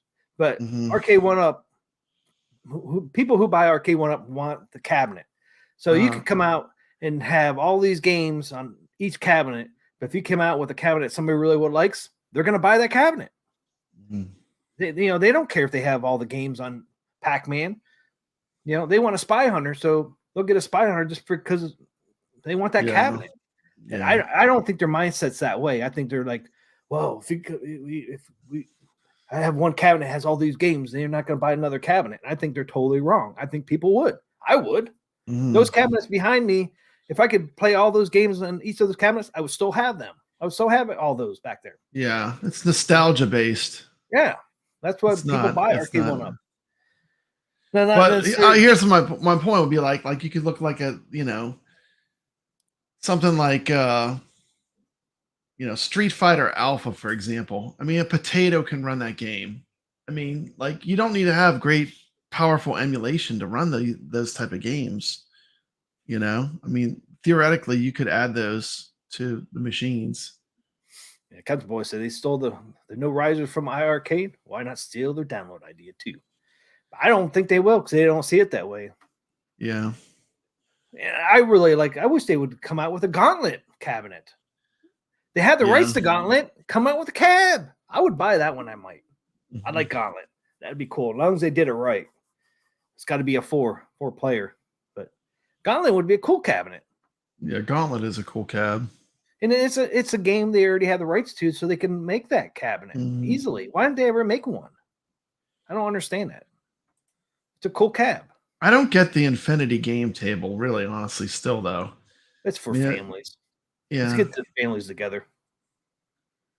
I mean, like little kids, 6-year-old, 8, 7. They want to play with their mom and dad a board game, right? I think they still should have different games on there, though. But like the kind of games they have on there, can't you play all those on an iPad, like Monopoly and those are all on iPad? I mean, I think they need to get a little more, though. I mean, I get it, but I think they need to have more family games on there. I mean, do they have Wheel of Fortune on there? I mean, that's a family game that family can play. That's a little more modern. Some games kind of require dedicated cab, Tron and Star Wars, and some games I just want a dedicated cab to pay tribute, which is where I like quarter arcades and 1/6 scale replicades. I agree. Like for me, totally agree. Star Wars, like having a yoke control and playing it that way, it's like the unique controls are something that they can do that a lot of other companies could not do. See, look, we got two people right here. Sam. Gauntlet would be good. I'd pick that cabinet up. I don't know. Could be talking about cabinet or Gauntlet. Look, they got 4 sales now for Gauntlet. So you're saying you'd get it? We got Goofy Foot. I'd probably get it. I like classic arcade stuff. 80s and 90s arcade stuff. It's kind of like what I like. And it's a cool cab. I mean, it's It is a good looking cab. Yeah, it's a unique one. You know, Mhm. I love how they set up the 4-player too. You know, everybody has their own color. Don't they have an arrow too? Like, this is where you stand. If you're green, you stand here. I think it's something like that on there. It's just a cool Elf cab. shot the food. Damn it, Elf! Stop shooting the food. You need food badly. I like the way it would talk to you, like the voice that would come on. Yep. And I don't have that on my. I don't have that on my Mr. Do yet, man. I have to download. Yeah, you need to put Gauntlet on it. The original Gauntlet too. It has the great greed element with death. You know, when death comes out and he kind of pushes you to chases you around. There you go. Hashtag free Gauntlet. There you go. Council fanboy. Free. Now Gauntlet is on the MK Deluxe cab though. Yep. One of the I want a dedicated cab to it, man. I want that. Does it play online? How does it play online? Like, no one will answer my question. How do the classic arcade games play online? Like that, there's no YouTuber that's doing that video where they're playing like Joust. I've not seen a single video where people play Joust and Gauntlet and all those games that I want to know about how they play. Like, no one's doing that video. Okay, like Thor said, you got Gauntlet, Legends, and Dark Legacy. There's boom. There's 3 games they can put on there. Yeah. Gauntlet, there's Gauntlet Legends, I think, on the Dreamcast is pretty fun. Is it? Yeah, it's really fun. Yeah, it's great. And you can play 4-player. Warrior needs food badly. Elf, shoot the food. Don't shoot the potions. Yeah, there you go. I mean, that's what I'm talking about. Like all the speech stuff was funny. There you go. Console Fanboy's going to do the video for me. Thank you. I'd appreciate that. I want to see that. I want to see if that works good. That's cool too, because Console Fanboy, you should get Phil, Bad Guy Mike, and Dan. They all have the deluxe cab. All 4 of you guys could play it at one time, man. And give us a good demo of the Gauntlet. There you go. Play Gauntlet. 4-player. 4-player. Now you got four people. I think these guys would do that. That'd be really cool to see. Or Joust. Another one like Joust would be cool to see someone play it online with another player, like 2 people online playing Joust. Yeah. It's cool though. They have those set up where you can play those online, not just leaderboards. Joust Online Gauntlet, and Tubid online so far is fun. Gauntlet 2. Oh, okay. See, I didn't realize there was a Gauntlet 2. Gauntlet Legends. So you got 4 games you can actually put on there, all dedicated to Gauntlet. Gauntlet 1, 2, Gauntlet Legends, and Dark Legacy. Put that online with voice chat. Count me in. See? Boom. We're helping Arcade One up. Come up with ideas. Yeah. We're brainstorming for them. We got 1 minute to hit 3-hour mark. Woo! Almost there. We're going to do it. 3-hour stream. I would watch that too, Sam. Yeah, do that video. That'd be a good video. No one's doing that. That'd be original. No one's done that yet. That's what I want to see. And I think PD7 has Bad Guy Mike's number 2 phone number. The Mortal Kombat Deluxe is on my buy list. It's just I won't pay full price, but when I can get a good deal on it, I'll pick one up. I mean, Dan from Neon Sun might be hard to get. He seems like he's busy, but I think you can get Bad Guy Mike to get on Gauntlet. Yeah, where's Satan's Hollow? I never played Satan's Hollow. You ever play Satan's Hollow? Absolutely. It's a good classic arcade. It had a one of those flight sticks like Tron has. Oh, does it really? Has a stick, yeah. But you could play it with a regular joystick. I mean, but if you want to play it authentically, you would have to have a flight stick. But it's a fun game. Hey, what's up, Real Zem? Real Zem says, is Gauntlet on our Arcade 1-Up MK30 and MK2 Deluxe? I know Gauntlet's on MK Deluxe. 4-player online or 2. I thought it was so he thinks it's just a two-player online for Gauntlet, so it's not 4. Figures. So I guess you might not be able to play Gauntlet 4-player. I would be surprised. Like if they were to redo the Deluxe Mortal Kombat as a Joust, that would be pretty sweet. But I don't think they'll do it again because I don't think it was successful. I think they tried it, But with those TN monitors, I mean, did they really try it? Not really, because like they came up with the right, like their last run of like reproductions was the right list of games, but then they had those terrible monitors in them. So I think that's what kept a lot of people from buying them. I mean, they had Centipede, that was a hardcore 80s nostalgia game. They had Joust, but they just didn't use the good monitors, you know. But now they're going to say, oh well, it didn't sell well. Well, it didn't sell well because The monitor. the monitor was, people knew the monitor was jacked up and they didn't want to get into all that. I mean, I don't know, that's just my opinion on it, but now Oh, they probably won't do it again because they'll be like, oh, it wasn't successful. Making a Centipede cab wasn't successful because you didn't have a good monitor in it. It's not because it was Centipede. No. You know, Oh, I know. people love Centipede. Like when I go to arcades, I mean, I see people playing. You know, they play a lot of the old school games. You know, a game that always had someone parked by it, Miss Pac-Man. Always, Yep. the whole time. Every time you walk down that row, there was someone on Miss Pac-Man. You know, it's just that those games do attract players. You know what I mean? Yep. And the general people like those games. Man, I remember going to arcades sometime, wanting to play a game like Tron so freaking bad. You look down there with all these freaking quarters lined up. It's like, fuck, it's gonna be an hour before I could get on that game. Yeah, the row. Yep, quarter roll. See, Goofyfoot's saying it right now. I wanted the Joust, but not with that control deck. Exactly, 100%. Control deck wasn't good either. It's like they picked the right art, the right games, and then they just had a bad monitor. I mean,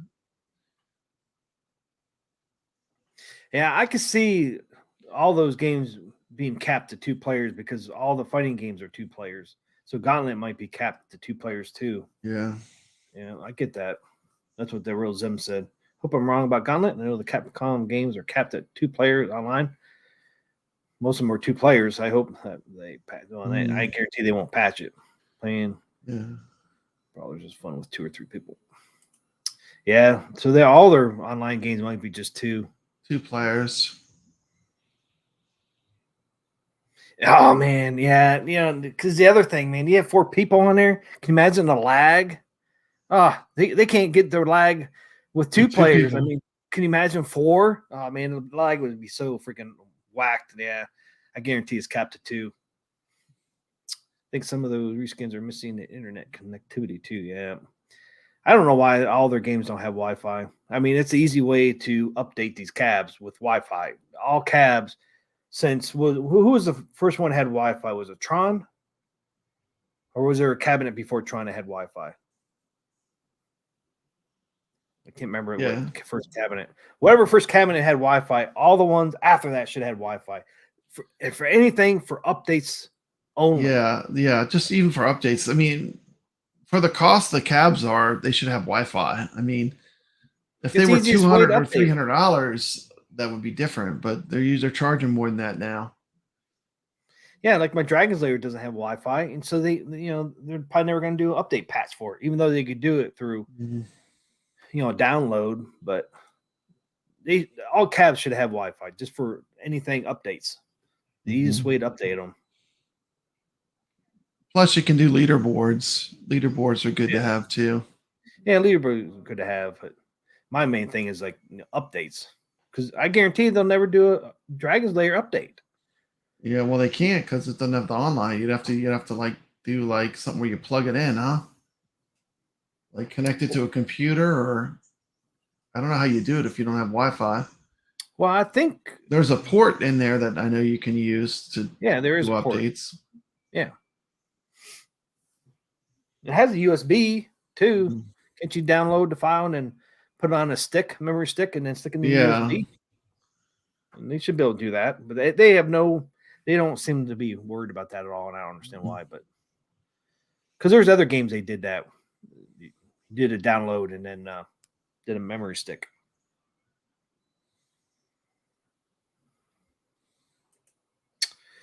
Tron. See, Goofyfoot said Tron was the first one. Maybe we can test Rampage with me. Yeah, that'd be cool to see too. Council Fanboy, Rampage with me and PD7 and Dan. If you can do 3, I think you're probably only going to build to 2. That'd be cool to do a video on it, see if you can do more than 2 people. I have a feeling it's capped at 2, but we could be wrong. Oh, Council Fanboy said he texted PD7. Was Rampage the first with Wi-Fi? I don't think Rampage had Wi-Fi, did it? But then there's T2 that has Wi-Fi but only has leaderboards. That literally no one cares about. That's how Tron is. Tron is leaderboards only. Like to see how Rampage does. I don't know. Is Tubin online 2-player? I have a feeling they're all 2 players. I'd be surprised if you can play more than 2-player. And then the lag would probably be horrible with 3 or 4 players. But maybe not. Council Fanboy, hopefully we'll find out with him if we could at least play 3. Definitely, you could play 2 with Gauntlet of that. It would be cool if we could play 4, but maybe we will find out here soon. Maybe this weekend. All right, guys. Yes, Carlo is. Okay, we're at 3 hours and 7 minutes. We did 3 hours. Woo! Yeah, we made it. We made it. We made it. Thank you for watching. We appreciate you. Thank you for watching. Right. Before we step out of here, Papa Brad, are you guys doing Friday night arcade show tomorrow? Yes. We're doing Friday night arcade. What time is that? I think it's like at 9 o'clock or something. 9 o'clock, 9:30 Eastern? Something like that, yeah. What are you guys covering, you know? I'm not sure. It depends on what iircade does. They keep us in the dark. Well, I don't know what they're doing. I don't know what they're releasing. We'll see. You think they're releasing something tomorrow? Never know. Never know. Never know until tomorrow. Every Friday's a mystery. So that's funny. We will see. When do they release those? When they're done. When there's no certain time or nothing?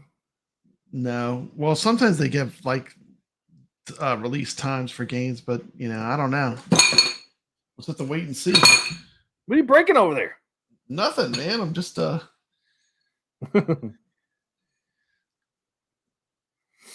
right, so we got Brooklyn's Friday night arcade show tomorrow. I think it's 9:30 p.m. Eastern. Papa Brad will be on there, and then starting off next week will be Arcade Anonymous with Dan, Neon Sun. They're going to have 2 special guests. Moats is one of them. I can't remember who the other guy is. For next week. That comes on next Tuesday at 9 p.m. Eastern. So that kind of caps off the week. And then we're next Thursday, and we're going to be doing Arcade 1-Up's new release. Because Arcade is talking about that. Sounds good. So we'll see what Arcade 1-Up comes up. Everybody thinks it's Fast and Furious. Is it going to be Fast and Furious, or is it going to be Qbert? It could be Qbert. Or Miss Pac-Man. They might have found the lost Miss Pac-Man. Poor Miss Pac-Man. Poor Miss Pac-Man getting canceled. Maybe they're going to bring her back out. But everybody thinks it's Fast and Furious. It would be funny if it wasn't Fast and Furious, though. Because everybody's hyped for that. It'd be just kind of like a lot of pissed off people if it wasn't Fast and Furious. So hopefully guys... No new PCBs. Just the same thing. The different cab. Yeah. Same stuff. Same old. All right, guys. Thanks, guys, for stopping by. I appreciate all you guys. Thanks, Goofy Foot. Thanks, Carl O. Thanks, Sam's Arcade. Thanks, Council Fanboy. Thanks, Neon Sun. Thanks, Big Bag Mike. Thanks, Phil from PD7. Thanks, Goofy Foot. Who else I missed on there? Thanks, Thor. KC. Thanks, Thor. Yep. Sam. You said Sam. Yep. The real Zim. Julie M. Thanks for stopping by. Zim. Yeah, the real Zim. Mm-hmm. Thanks. Common Sense 200. Thank you for stopping by. Yeah. I'll be making a video too. I'm doing another walk and talk. I'm sorry, walk and sock. Right. I'm doing another walk and sock. We get to see new socks, hopefully. New socks. It's in production right now. I got the new socks. This one is crazy. So God knows when we'll be finished editing it, but yeah, I'm working on it. So look out for that video. Yeah. And I'll probably do another video with the interview with the owners of the Waybacks Arcade. That'll be a separate video, I think. That's kind of where I'm at right now with my new videos. But I'll have a video with Dig Dug wall art I just got today. I'll be putting that out this weekend. So look out for Papa Brad's Friday night arcade show. Look out for his way back videos coming out this weekend. Yeah, He'll be putting those out. And hopefully all you guys have a great weekend. Hopefully see you guys next week. Stay legit. Oh, stay legit. You did it. That was awesome. Thank you. Stay legit.